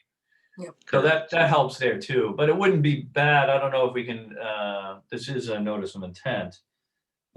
Suggest some plantings to offset at least the landing concrete where the mitigation plans for where the concrete pad's going to anchor everything. Well, We, I'm sorry, go ahead. no, say, we certainly could do that. Yes. I'm not going to oppose that at all. Yes, go ahead. I was going to suggest as a condition, we could say, don't we usually do 2-to-1 in Riverfront? Correct. Okay, we could say twice the difference in square feet between the 418 impacted square feet and the square footage of the stairs to be removed. So we don't have to know the square footage of the stairs. I see what you're saying. But I think what they're saying, I don't care how we do it. That's fine. Explain that to me again, though.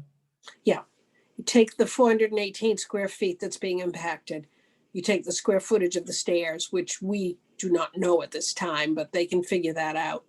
Take the difference and multiply it by 2 and put in that much mitigation. Okay. Is the applicant okay with that? Yes, that makes good sense. Sure. Yep. Thank you, Ann Joe, for that. You're welcome. Okay, so it seems like unless other other commissioners have comments, I think it's time to go and move to close the hearing. Okay. Jackson moves to close the public hearing for NOI 0282752 at 79 Riverview Road. Carpentier seconds. Roll call, Commissioner Charpentier, Yes. Commissioner Cook, Yes. Commissioner Gradwell, Yes, Co-Chairwoman Jackson, Yes. and Co-Chairman Gullo. Yes, Thank you. Appreciate it, commissioners. Thank you very much. thank you. Have a Well, good. we've only closed the hearing Oh, so far. sorry. Thank you for closing the hearing. Okay. Moving right Jackson- along. Jackson moves to approve NOI 0282752 at 79 Riverview Road, including the condition that mitigation will be twice the difference between the 418 square foot riverfront impact and the stairs being removed. The Charpentier area of the seconds. stairs, yeah. Okay. Charpentier seconds. Roll call, Commissioner Charpentier, Yes. Commissioner Cook, Yes. Commissioner Gradwell, yes, Co-Chairwoman Jackson, Yes. and Co-Chairman Gullo. Yes, Thank you. thank you. Now I can say it. Thank you very much, commissioners. You're Appreciate very your welcome. time. You're welcome. Have a good night. Next up, notice of intent 28-2754 for Stanwood Point. Pellich, Mary Rimmer at Rimmer Environmental Consulting representing. Good evening. Mary Rimmer is here. Hopefully you can hear me okay.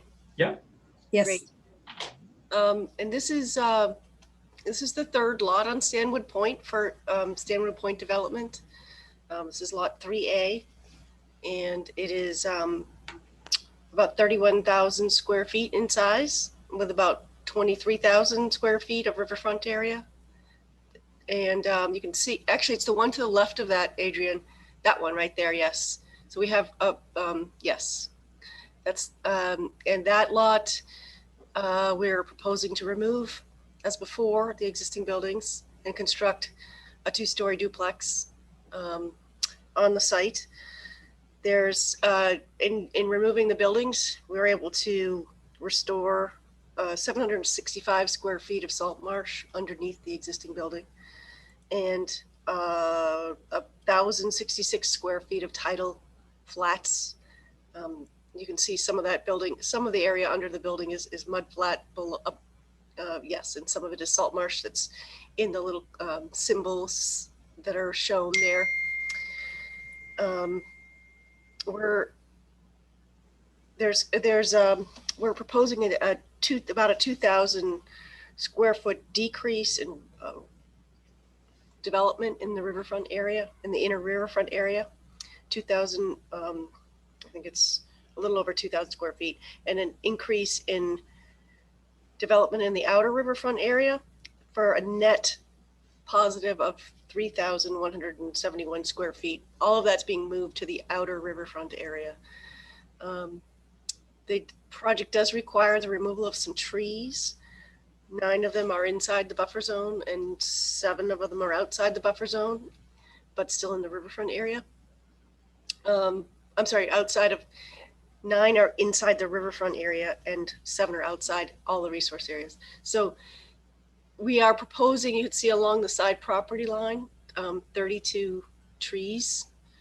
There's additional landscaping that's proposed as well. And Joe Pellich, who's the project proponent, who I believe is also on the line, can provide you with some further details on the landscaping description. But as mitigation for the removal of the trees, we're proposing 32, minimum 12-foot height. They're going to most likely be conifers, some kind of cedar on the side property line there as mitigation. And I think all the other elements are very similar to the previous 2 lots that were developed. We obviously have utilities and coming in from Stanwood Point from the street. There's some grading. The next sheet shows the grading plan. There's an erosion control barrier shown at the limit of grading. We have some grading on the side to accommodate stormwater runoff from the road. And I believe that's pretty much it. So we did receive, there's some, yes, good, some views of the house as well. We did receive some comments from the Division of Marine Fisheries earlier today regarding the removal of the building within the salt marsh and the tidal flats. And they had requested that the work in the salt marsh, that the work be conducted from the uplands where possible and utilize construction mats when transit across the salt marsh was necessary, which we have no problem with. And it's expected that most of that work can be done from the upland. No construction materials or equipment stored on the salt marsh, again, not a problem. And then they requested the piles in the salt marsh be cut 2 feet below the mud line during removal to enable the use of the overlying sediment as habitat for benthic marine organisms and salt marsh vegetation. We had originally proposed to cut them just a little bit above grade, so we're requesting it below grade. That I don't believe that will present any kind of a problem either. Work should be sequenced to fall during the vegetation dormant season, November through March, to minimize impacts. So I think, you know, we can remove the buildings themselves, but the pilings, they're requesting to be removed during the dormant season so that there's not any impact to vegetation there, or minimize impact of vegetation during the removal or the cutting of them. And then the inclusion of a detailed planting and monitoring plan would help ensure the successful replanting of native marsh grasses at the project site. And again, I have no problem with that. We do propose to restore, if necessary, where areas that are unvegetated with native salt marsh vegetation within the area of underneath the proposed building. And then impacts to tidal flats, similar, cutting 2 feet below the mud line. If boats are used during building removal, they should not ground out, which so we would do that during high tide. And then impacts to water quality to adjacent shellfish resources, because there are shellfish resources. The applicant should work with the city of Gloucester to confirm that the sewer system is able to accommodate waste generated from the proposed reconstruction. The applicant should work with the city of Gloucester to explore strategies to improve management of wastewater and runoff at the site and implement improvements wherever practical. I think that's where our landscaping plan comes in, where we're just in our grading plan, where we're managing the stormwater and revegetating the site and making sure that there's good infiltration potential on the site. And then Mass DMF also concurs with the erosion control measures during construction outlined by the applicant. So they approve our erosion control measures and stress the importance of adherence to these measures at the project site because of its close proximity to open areas open to shellfishing. Okay. So first up, thank you for that. All that was a lot to take in. The first thing we'll do is move to open it up for public comment. Do we have anyone in the public who wishes to speak? May do so now on the project for 4 Stanward Point. Either use your raise your hand button on the Zoom app, or you would use *9 for your phone or handheld device.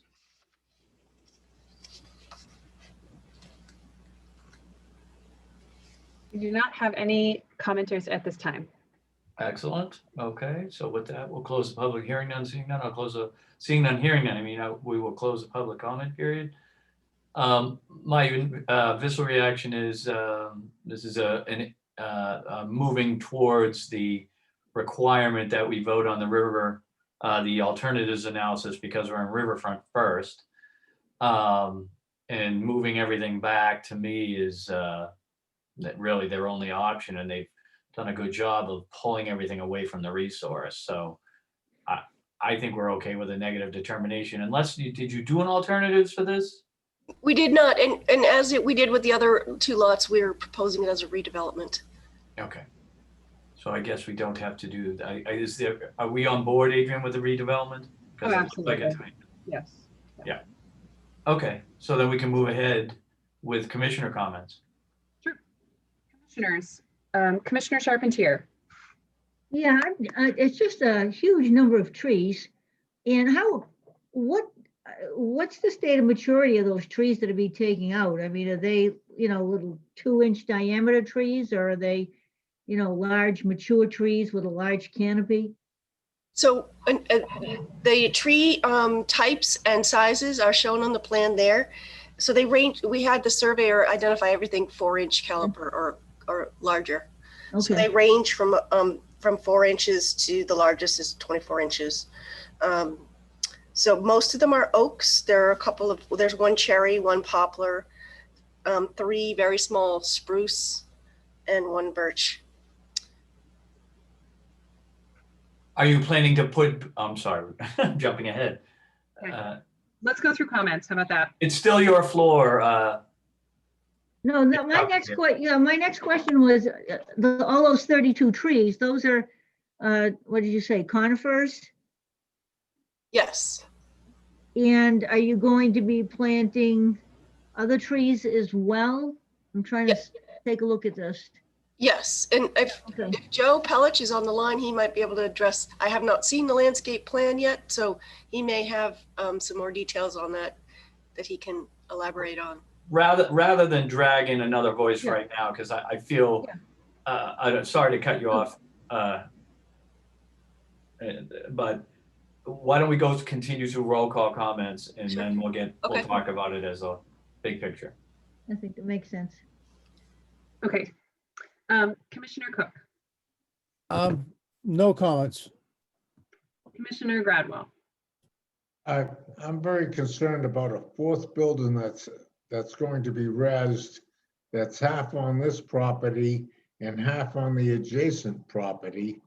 And we cannot authorize the removal of that building, that portion of it that's on another plot of land. So you would be required to get a NOI on that plot of land just to remove that building. I think they own both. We have that already. We have an order of conditions to remove the building on that lot. They own both, Barry. Well, I understand that, but I didn't want to approve just this. The I see what removal you're of saying. the building from this lot without having the other lot accounted for. Damaged as well. I get you.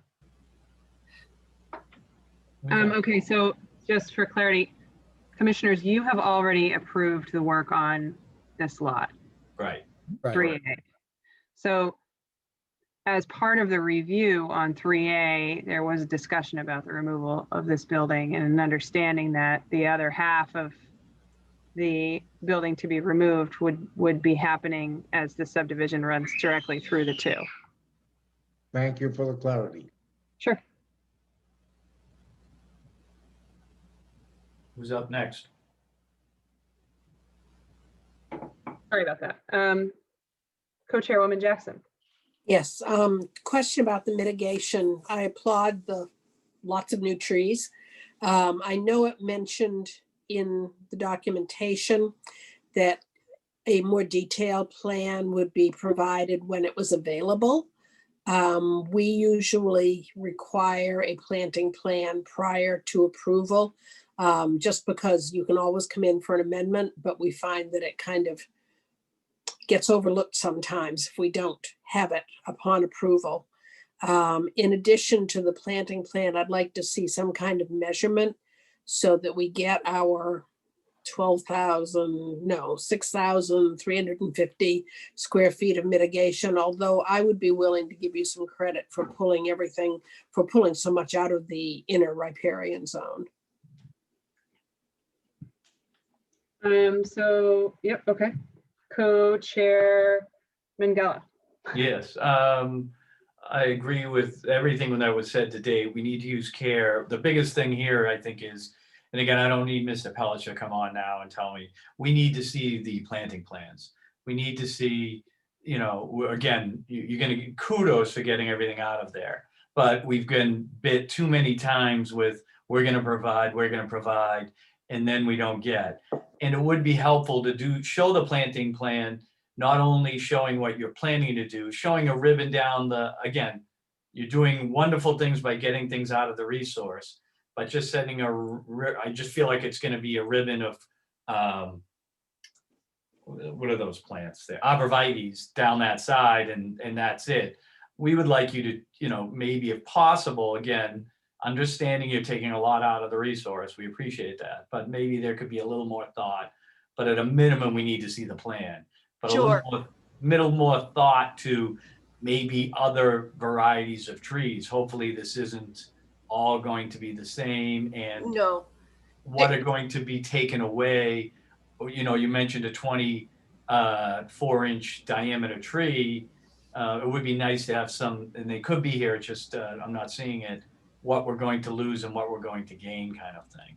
But a planting plan, I think, is going to be a given here. We need to have that.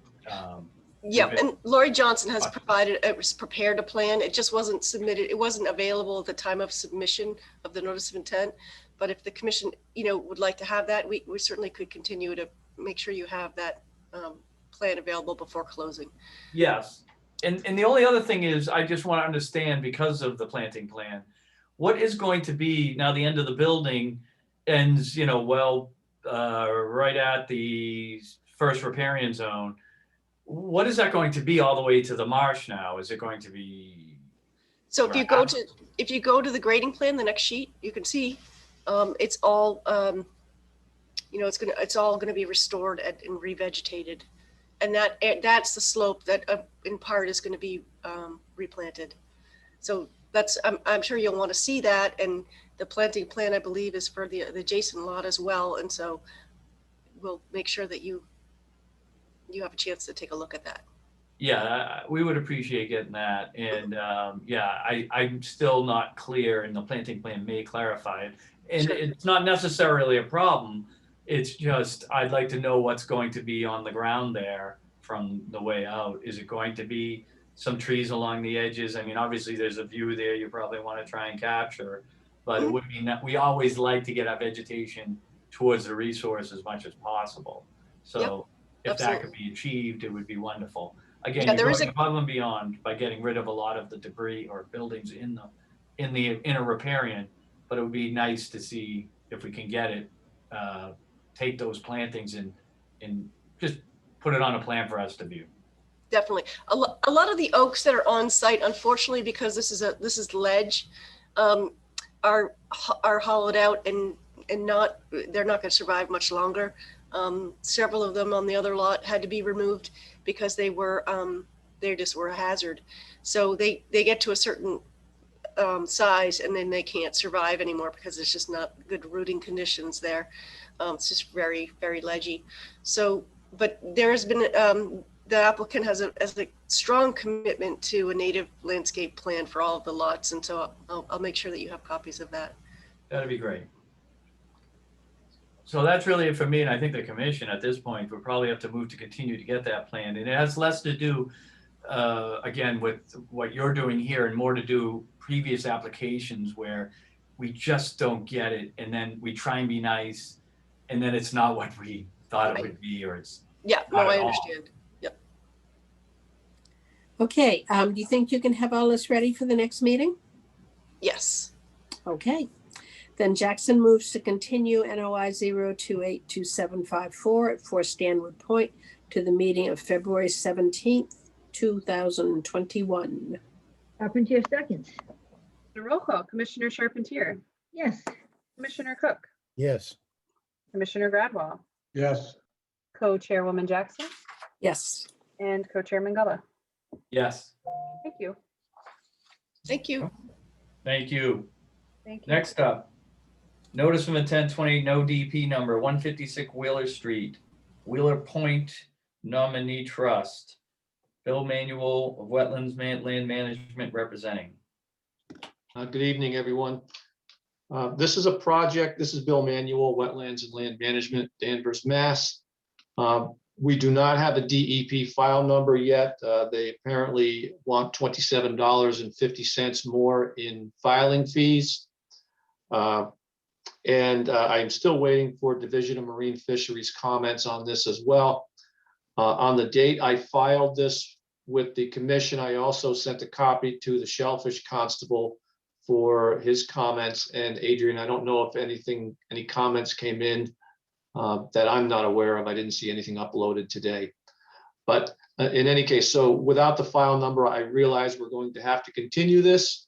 But I would like to just introduce the project and flesh out any comments that you have and push it forward to the extent that we can.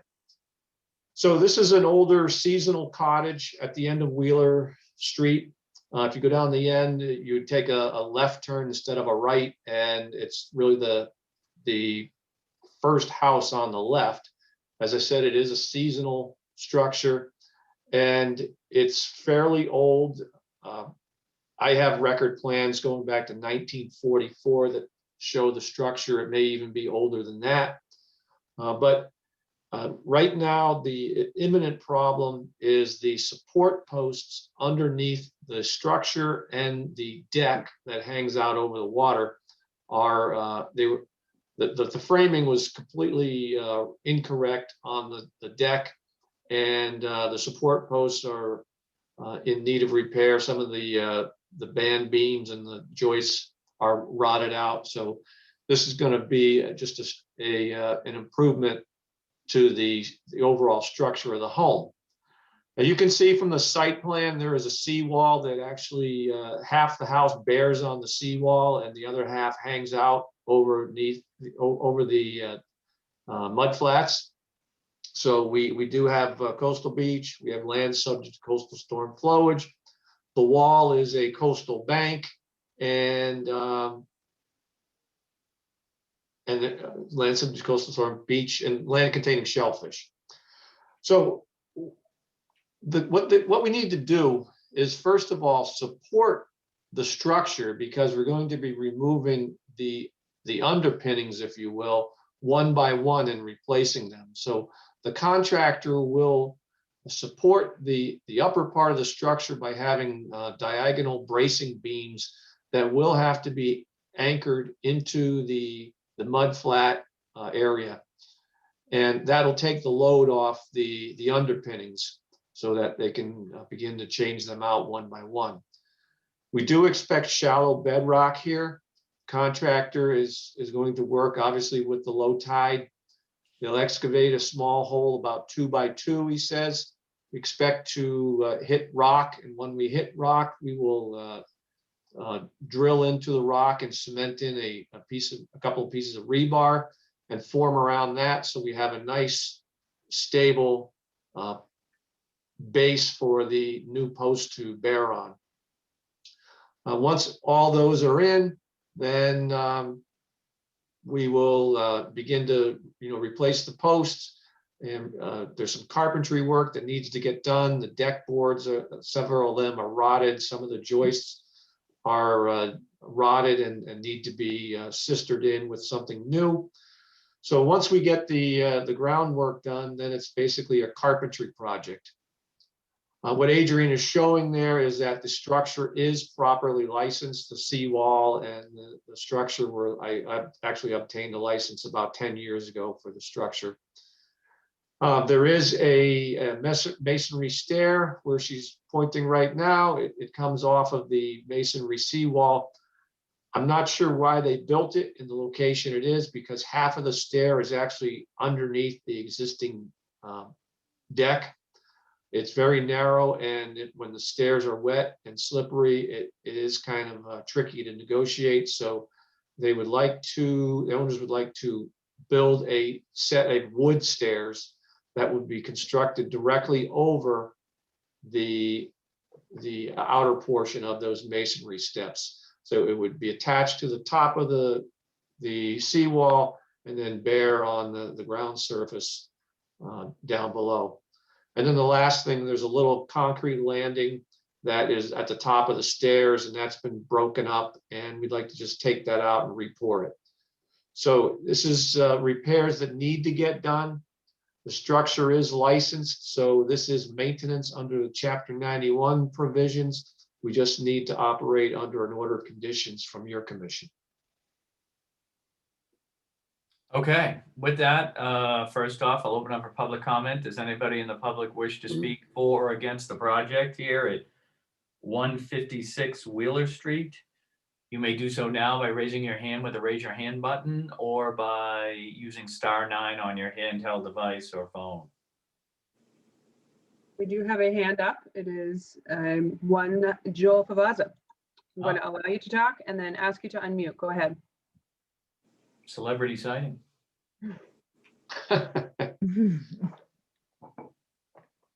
We sure. Mr. Favaza, the floor is yours.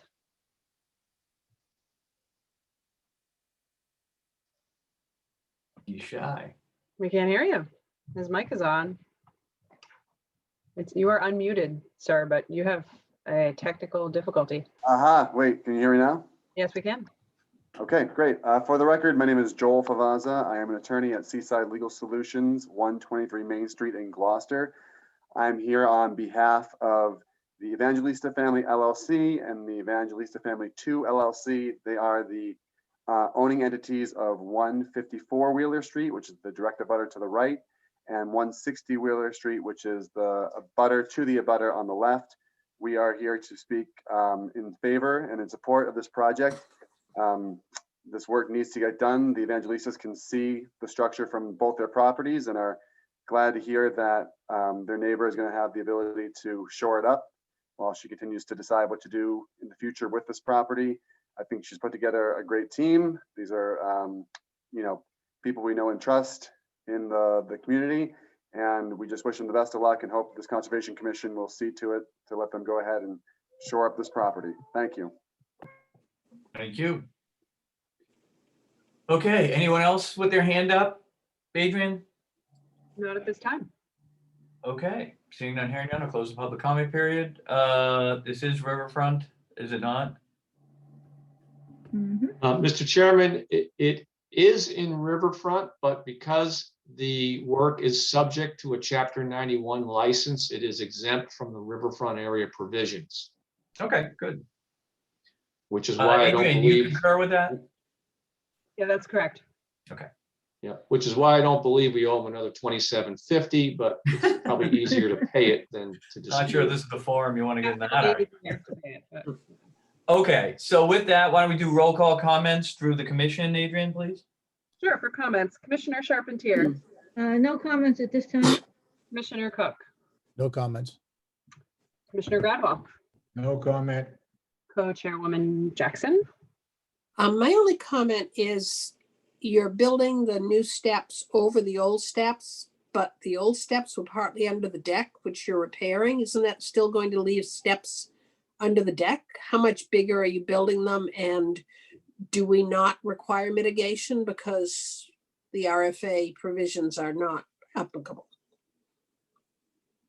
The new steps are I'm going gonna to go be. through comments if you don't mind. I'm sorry. Do you have anything else? No. Okay, and now Co-Chairman Gullah. No comments at this time. Okay, go ahead, Mr. Manuel. The new steps are going to be 4 feet wide and they will be completely outside of so I say the bird's eye view of the deck. We thought it would be more disruptive to try to remove those masonry steps than it would be to just build right over them. Frankly, I remember the former Shellfish Constable saying, well, that's just more habitat structure. So that's sort of the way I look at it, is it might as well just leave it in place, and it's just like another rock to any other shellfish that wants to attach to it. As I said, because it's subject to Chapter 91 license, I didn't really think of the mitigation provision.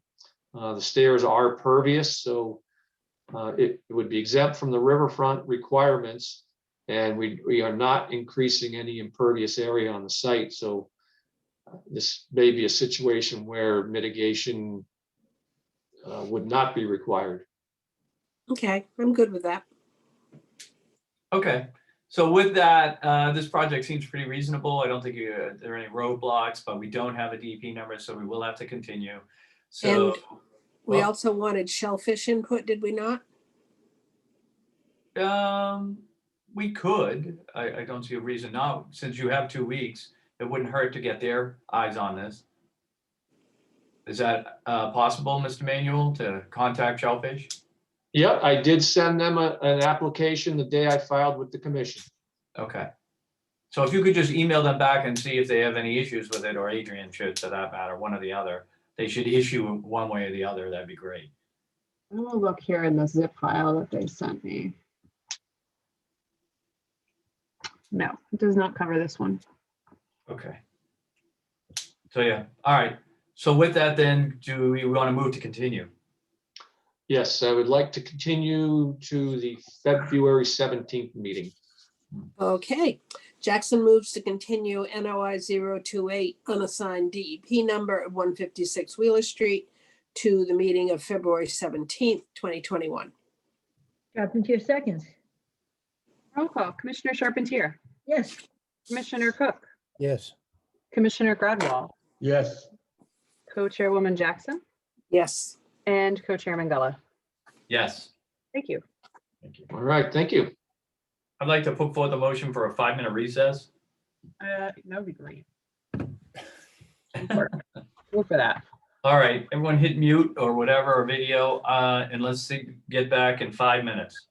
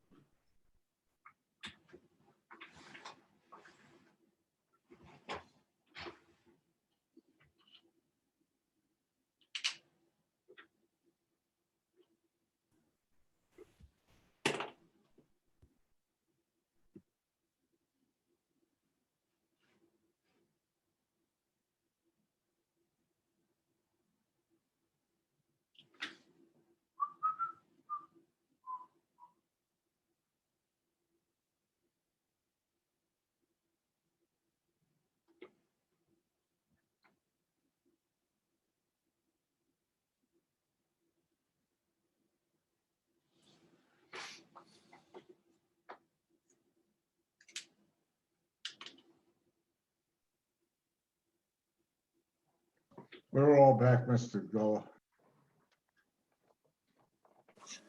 Oh, I Adrian, you can't here? tell about Adrian. I'm here, guys. Excellent. Here she is. All right. Linda here? I don't see her. I am. Excellent. Let's get this done. So next up is notice of intent, no DEP number, 14 Brace Cove Road, Ward, John Judd, Gateway Consultants representing. Thank you, Mr. Chairman, members of the commission.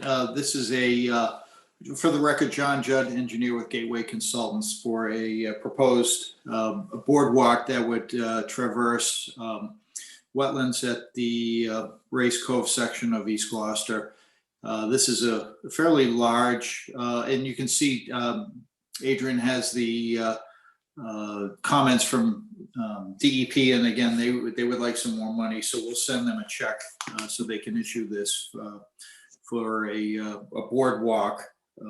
This is a 3-foot wide boardwalk that would traverse wetlands associated with the property for pedestrians to access Brace Cove from the property that has 2 dwellings on it right now. So as Adrian is showing there, we have a location and a cross-section view of a boardwalk that would be installed with 2-inch hand-driven helical piles that work pretty well.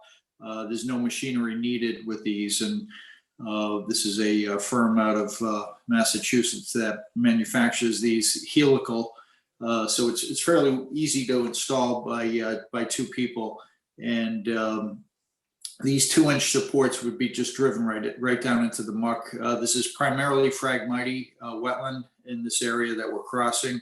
The total length would be 165 feet, and it would be elevated so that we have the required CZM ratio of at least 1:1 for the width of the 3-foot boardwalk. So we'd have at least a 3-foot clearance above the wetland surface at the closest point. So we're looking to basically no longer access this wetland by foot. This would be elevated so there wouldn't be any damage by seasonal pedestrian access from the houses over to Brace Cove Beach. And that's a brief description. I know we can't close the hearing until they get the check, which I'll mail tomorrow, the additional money, and I'll give that fee correction form to Adrian as well with the new check. So I can answer any questions that you might have at this time. Okay, this is the first usually stop is the public, so I'll open up for public comment. Anybody in the public is welcome to speak for or against the project of 14 Brace Cove Road. You may do so by hitting the raise your hand button on Zoom or hitting *9 on your phone or handheld device. Co-Chairman Guller, we do have an individual. Karen, I'm going to try this. Gorska, I'll allow you to talk and then ask you to unmute. The floor is yours. Well, that's you actually did a good job on my last name. It's Gorsica. Yes. So I live over at 28 St. Louis Avenue, right around the corner, and I'm also a member of the Association of Eastern Point Residents Board. And I have a bunch of questions, and I don't know if I should read the list now or ask each question and wait for a response. So. First and foremost, someone has an extra mic on somewhere. Okay, no echo anymore, good. First and foremost, you should submit that obviously to the agent on file, so we have it. But then, yes, why don't you go through your list item by item right now and we'll listen. Okay, so has any kind of an environmental impact study been done? It's I know this is a very active springtime vernal pond area, so I'm not sure if that's been considered or if there's been any kind of a study. The other question is about the anchors. what depth are they driven? How deep do they go into the soil or the muck? And have these anchors, is it the type of anchor that's approved by CZM for a barrier? I'm not sure if this is a barrier beach or a barrier bank. I know a lot of Brace Cove does fall under the barrier beach category. So I know that's always a big concern when it with CZM. Is there any kind of a mitigation plan? I know that this wetland area is full of invasive species and mainly Phragmites that is kind of pushed off any kind of native species. Is there any kind of a mitigation plan that might replace, bring back some of the native species that have been displaced? And then the last comment I have is we would need to ensure that no encroachment occurs on association property, on the actual property that's owned by the association, or also the right of way. I'm not sure, I couldn't really tell from the drawings how close to the roadway the boardwalk gets. So I think that's important to make sure that there's no encroachment on the AEPR property or the right of way. And that's it. Excellent. Thank you for that. Is there anyone else with their hand raised or waiting on the phone line there? Adrian? There's somebody named Mike. Mike, I'm going to allow you to talk and ask you to unmute. All right, can you hear me? We can. Yes. Hi, this is Michael Slezak from 10 Brace Cove. And I share Karen's questions and concerns. I know it's a coastal barrier resource area. I don't know what impact that has in terms of the analysis, or if it's just a question of funding. And the issue of it being a vernal pool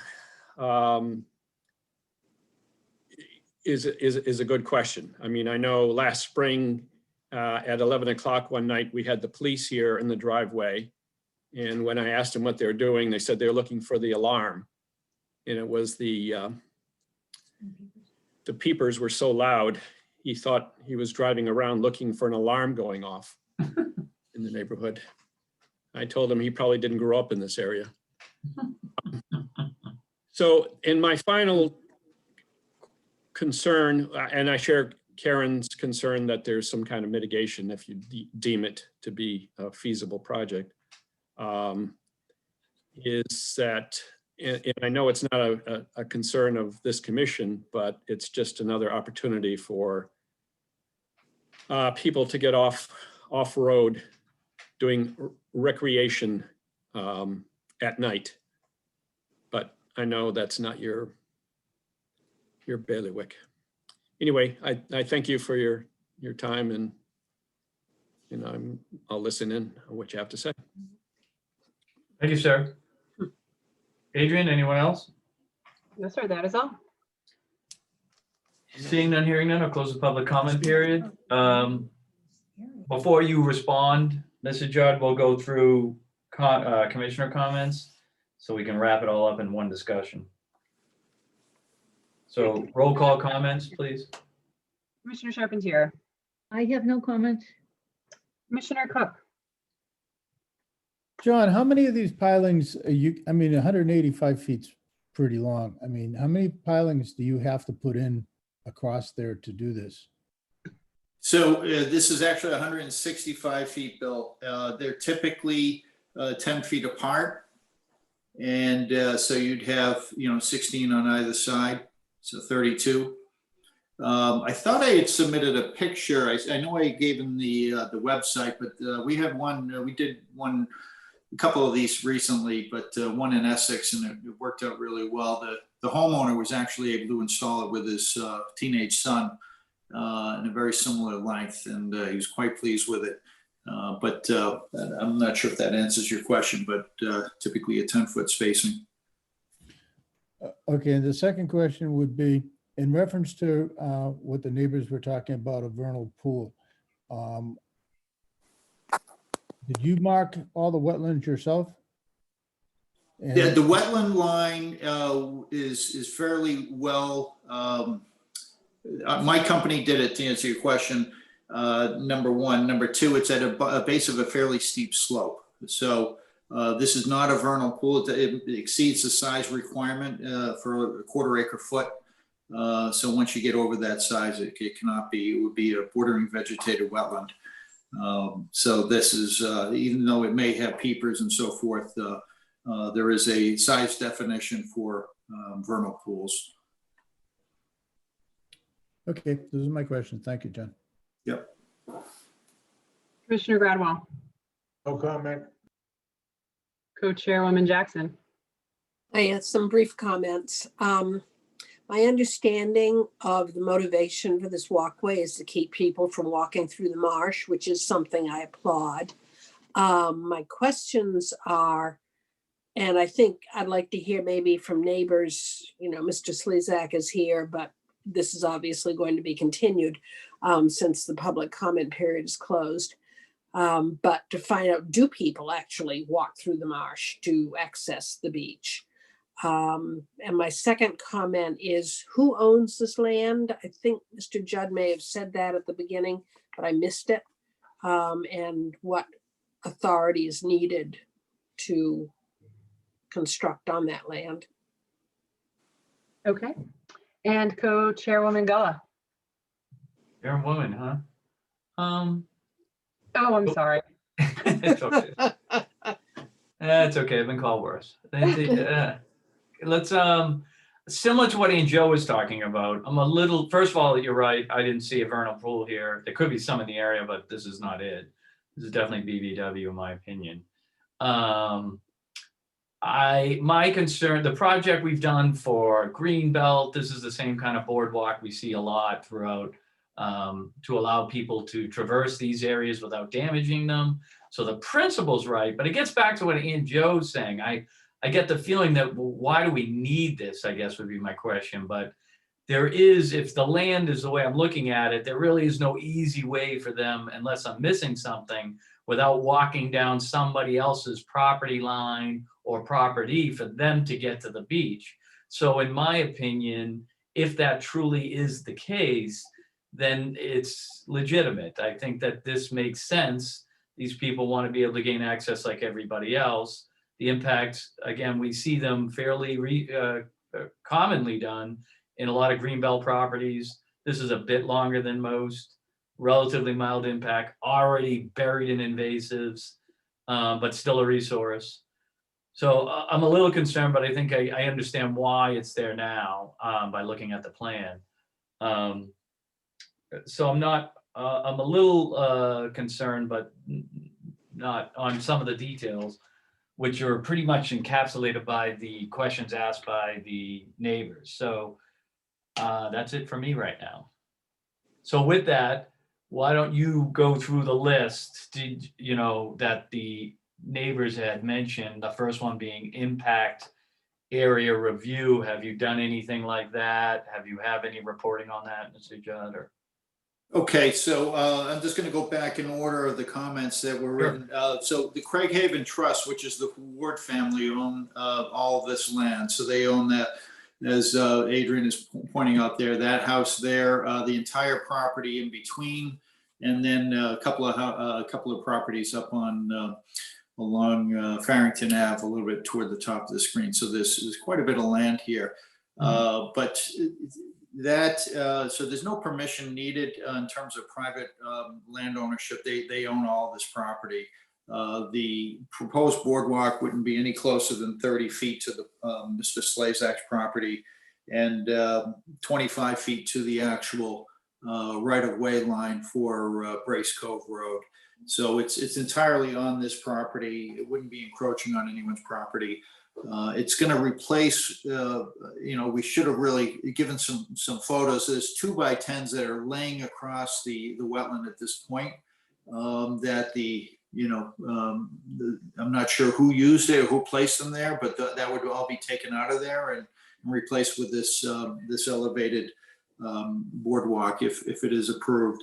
So that's currently what's being used now, is these 2x10s that are just kind of laid across the Phragmites and seasonally kind of float on the water. In terms of the night visitors, I'm not sure what we can do about that. I know the wards don't want any unwelcomed visitors onto their property as well. So I'm sure there's going to be some type of a method to discourage any trespassing on this property. In terms of the mitigation plan, again, we're following the CZM requirements. So we're actually, it'd be an improvement. We all agree that the Phragmites are just really overtaking the native vegetation here. We're open to any suggestions if you feel like mitigation is needed. So the wards would be open to that, I suppose. As far as Barrier Beach, we're not going to be extending onto the Barrier Beach, which is Brace Cove and Brace Cove Road. So we're just simply adding an elevated boardwalk as using the standards from coastal zone management. And the depth of the anchors would go down to suitable friction to allow for the pedestrian weight limit, which is, it's well distributed. So that would be no more than, I would say 2 to 3 feet. And I think that was other than the vernal pool question, I think that was the extent of the concerns. Okay. So what maybe I missed it. I couldn't see it in the detail. It was too small. Is this all wood construction? Yes. Yeah. The pilings themselves are galvanized. Okay. They're circular. So they get driven down and they have helical bottoms to them, and you simply rotate them down. It's fairly easy to do. Okay. Well, I'd like the idea. I mean, other than hand slamming them with a pile driver, which can be a little more disruptive, the helicals tend to be a little less disruptive. So that's good. Okay. So Yeah, we can have I- to continue this. So I would, just we'll be wanted to ask- meeting, well, I just want to ask, John, there's no plans to put any type of lights or anything on here. I know, walking through this at night could be a little hazardous or tricky, but they're not planning on putting any type of solar lights or anything across here to mark where this walkway is, are they? Not to my knowledge, Bill. This is simply for pedestrian access to get down to the beach. well, that may affect the environment. So we may want to say that. That's in the our- only thing. If we were to approve this, we should consider putting in the order of conditions that, those. No artificial lighting in here. I Wouldn't be agree. allowed. Any other comments, commissioners, before we continue? Okay, so again, to the neighbors listening, I think we answered most, if not all, your questions, or the applicant did. As far as the other one about mitigation, and one could argue this is, if there is actually traversing through the BVW, this is what we recommend people do. So this doesn't happen. So it's kind of a good thing as far as we're concerned, or the environment's concerned, to allow people more access without impacting it. As far as dealing with the Phragmites, it is so, I'm sure, so thick and packed in there. To actually clean that out is a project that it's really aggressive. We did it not for Brace Cove, but what's the pond right next door? We've done it. We had to do scorched earth. I'm not sure if anybody remembers that, but I what's do. the Niles Pond? We actually had to burn the whole thing down and then replant native species in there. I've been by a couple times. It seemed to work, but it was horribly aggressive. It was horrible to watch and it was horrible to see, but it seems to be doing okay. There are still a few invasives getting in, but it's a very tough thing to fix, is my point. That being said, do we want to move to continue, Joe? Sure. Will you be ready, do you think, on February 17th? Yes. Again, I'm going to write the check. I'll send it right into DEP tomorrow. So I expect that once they have the money, they'll issue the number. Okay. Then Jackson moves to continue NOI 028 with an unassigned DEP number at 14 Brace Cove Road to the meeting of February 17th, 2021. Charpentier approves. The roll call vote, Commissioner Charpentier, Yes. Commissioner Cook, Yes. Commissioner Gradwell, Yes, Co-Chairwoman Jackson, Yes. and Co-Chairman Geller. Yes. Thank you. Thank you. Next up, notice of intent, no DEP number for 548. Thank you, Mr. Judd. Have a good night. Oh, you're up again. Thank you. You're here all night. He's here. No DEP number 548 Washington Street, Greaves, John Judd at Gateway Consultants representing. Thank you, Mr. Chairman, members of the commission. We actually did get a DEP number today. Okay. And we have that. If that's needed, I can give that to you. Yeah, This is yell it out. Do you want me to yell that out? Yeah. So that is 2756. 2756. 756. So this is a proposal for a elevated deck with access and a seasonal ramp and float onto the Mill River. This is a property that is pre-existing residential lot. So there's an existing shed that's also shown next to map 11 parcel 56 that would be proposed to be removed and replaced on piers to get that elevated as well. Currently, it's a block foundation resting right on the ground.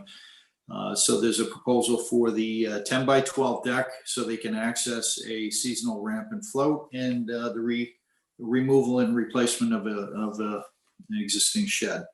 And again, this is a redevelopment project on a residential lot. So I can answer any questions that you might have. Well, the one everyone's waiting to hear is how big is the dock, the float? It's actually 10 by 15. So we were hoping to use that credit for another site on the river, but No, doesn't break that one. Funny guy. Okay. The only thing I was looking at is this is riverfront. So Yes. redevelopment, are we going with that? yeah, it's a residential yard. It's all grass right now. And the elevated deck would meet. It's going to be actually, you can see we have a profile view that's going to be up to get it not quite up to the FEMA 13 level, but as close as possible. You can see this past week we've had some pretty high tides, so we want to make sure that that gets up high enough to avoid the 11-foot tide. We also are proposing legs on the seasonal float. Standoffs? Okay. Yep, standoffs. Everything looks okay to me. I'm assuming because the deck is impervious, the float is in the water, and the shed is replacing a shed. That's why you didn't propose any mitigation? Correct. It's all basically one for zero. one. Yeah. All right, first up, I'll open up for public comment. Does anybody in the public wish to speak for or against the project at 548 Washington Street? You may raise your hand with the raise your hand button or hit *9 on your phone or handheld device. Commissioners, there is no public comment or no one in public comment at this time. Okay, with that, seeing none, hearing none, I'll close the public comment period. Roll call comments, please, Adrian, from the commissioners. Sure. Commissioner Charpentier, No comment. Commissioner Cook, No comments. Commissioner Gradwell, no comment. Co-Chairwoman Jackson. Just a quick one. On your WPA form, Mr. Judd, you Yes. do indicate that you have included an alternatives analysis.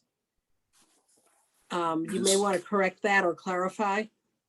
Let me just double check that. Yeah.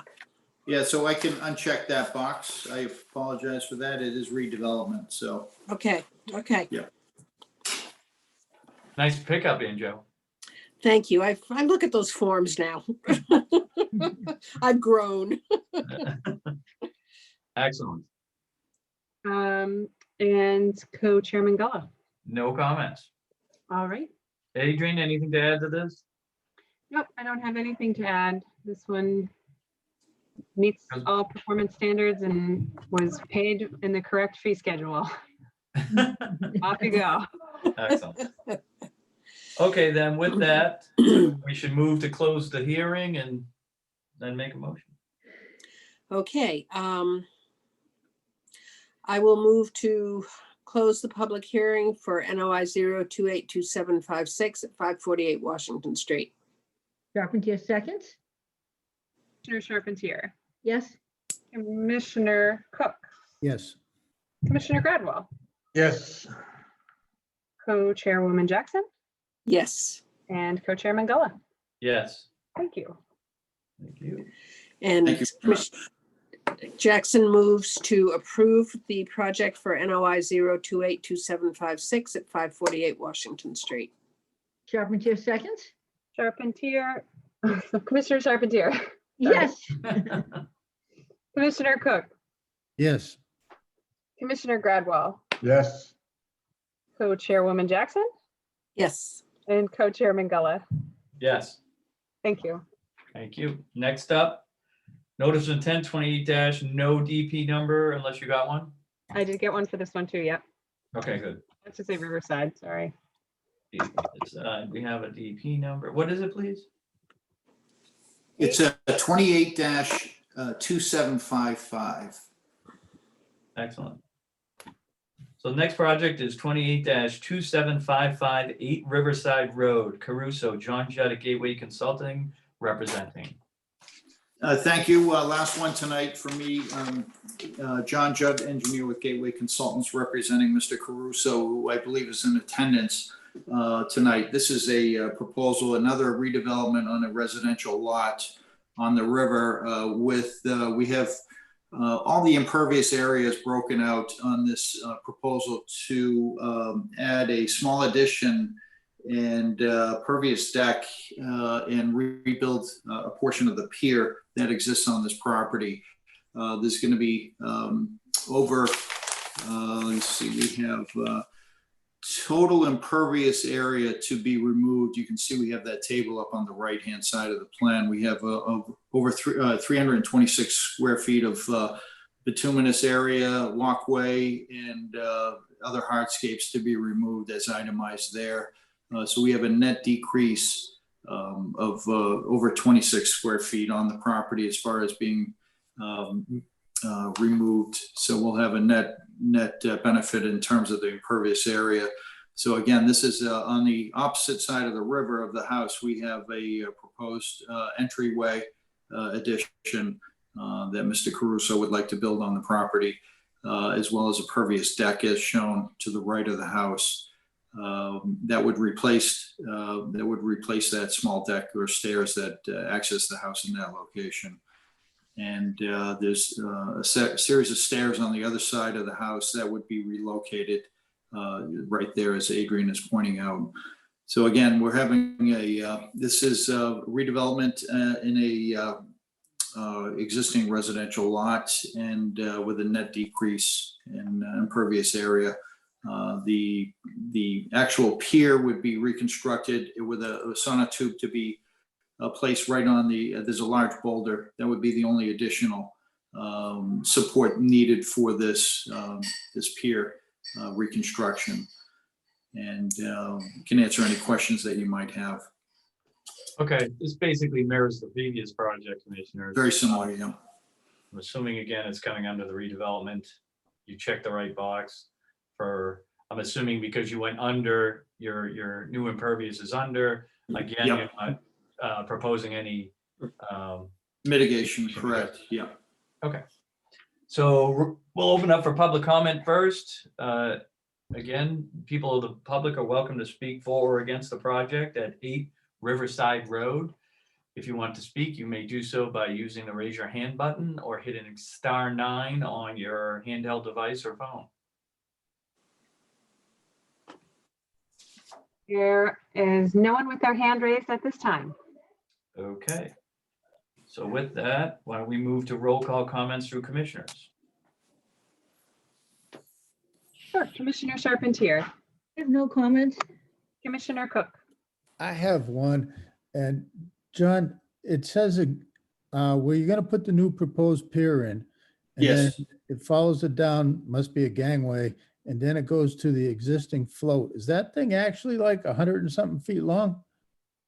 Well, it's not in the water now, so that's what we measured when we were out there in the fall, Bill. So it does actually extend that far out. Yes, what's shown on the plan is correct, but that was a pre-existing ramp and float. So he's not planning on changing anything there, it's just the pier. Just the pier up top.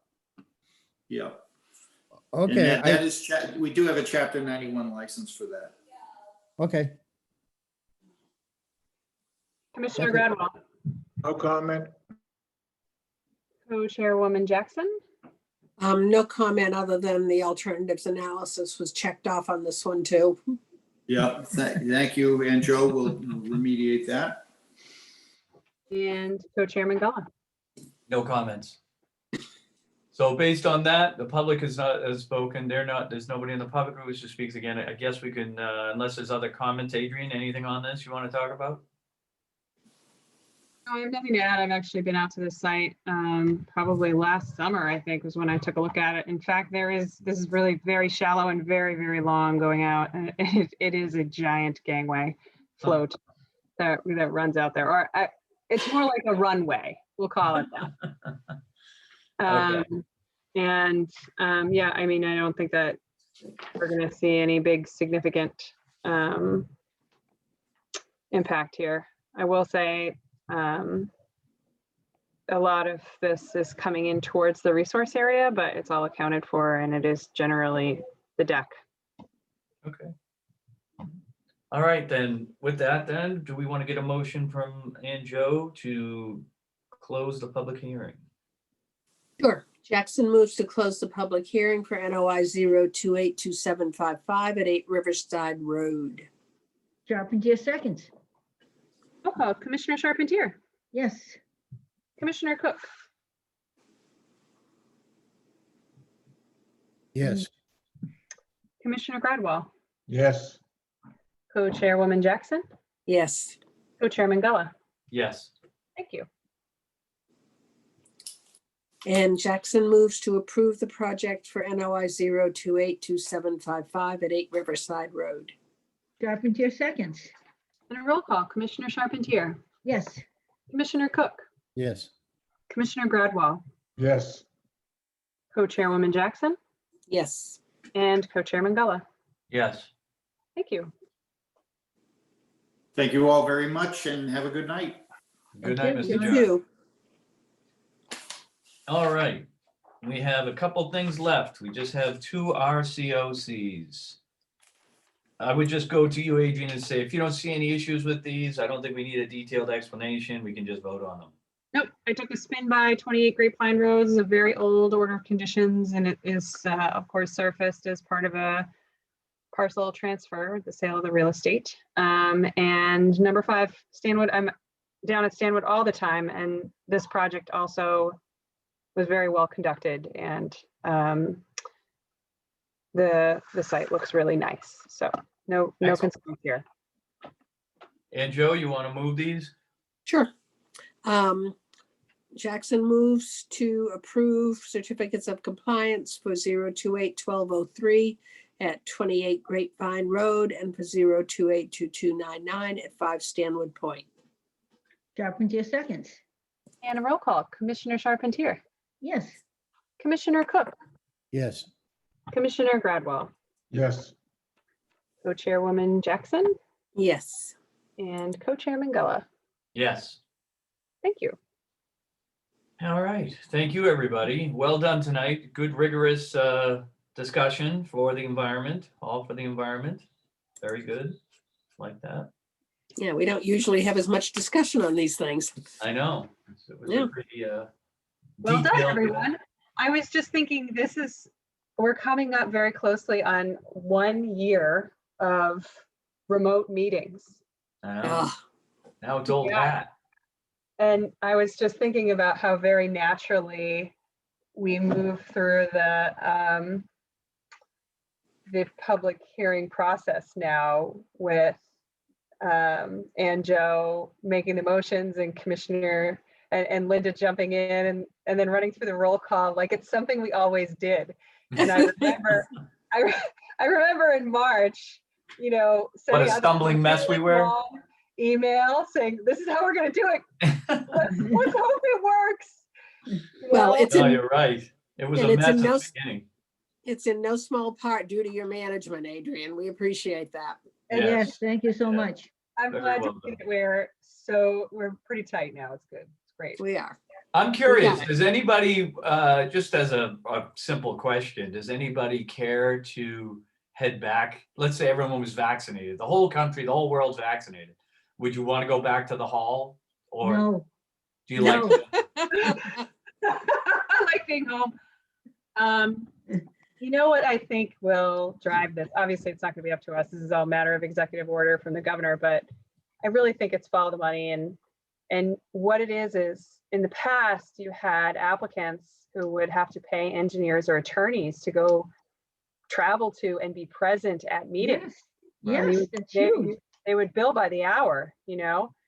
And now applicants, they don't have to pay those fees to their consultants, engineers, and attorneys who are representing. They just probably bill them. They can only really bill for the airtime, right? you know? So the money will drive it because the market will say, look at this efficient way that we can continue to execute the process. We're not going to pay more to force this live and in-person experience. Although, I mean, what do I know? I have no idea. It's entirely possible that there's. Well, that's why I was just more asking as the 5 to 6 people here, not, but you're right. It's a bigger question. We're gonna have a lot of big buildings and city halls that aren't gonna get utilized as much, that's for sure. Yeah, public You meeting space.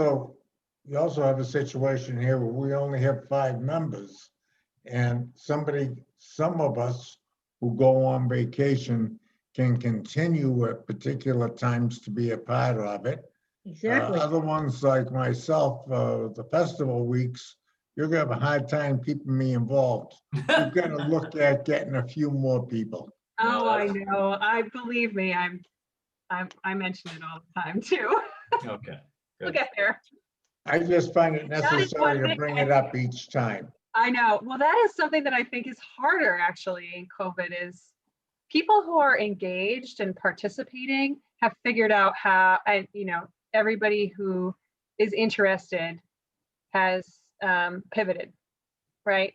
And Right. has found the new way to access the government and the government experience. But the outreach portion from the government to the electorate, that hasn't changed really significantly. And it's hard because, you know, it used to be that because you had this public meeting space and culture of bringing the community together live and in person, you could recruit people, you know, and now here you're just competing for eyeballs, just like everyone else on the internet, which is, it's tough. And, you know, this is not very sexy No. for people's, you know, media consumption habits. Right, So we'll see. I mean, who knows? right. All right, everybody, stay safe. We'll see you in 2 weeks. Jackson moves to adjourn. Carpentier seconds. Commissioner Charpentier, Yes.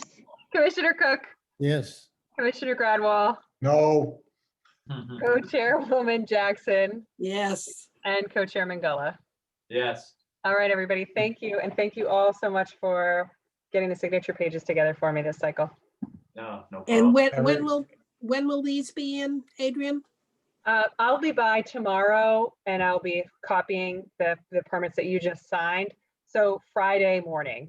is when Okay. you can Expect them in there for the Okay. next cycle. Okay? Great. Thank you Okay. so much. All right. everybody stay safe. Be Good safe. night. Yeah, you too.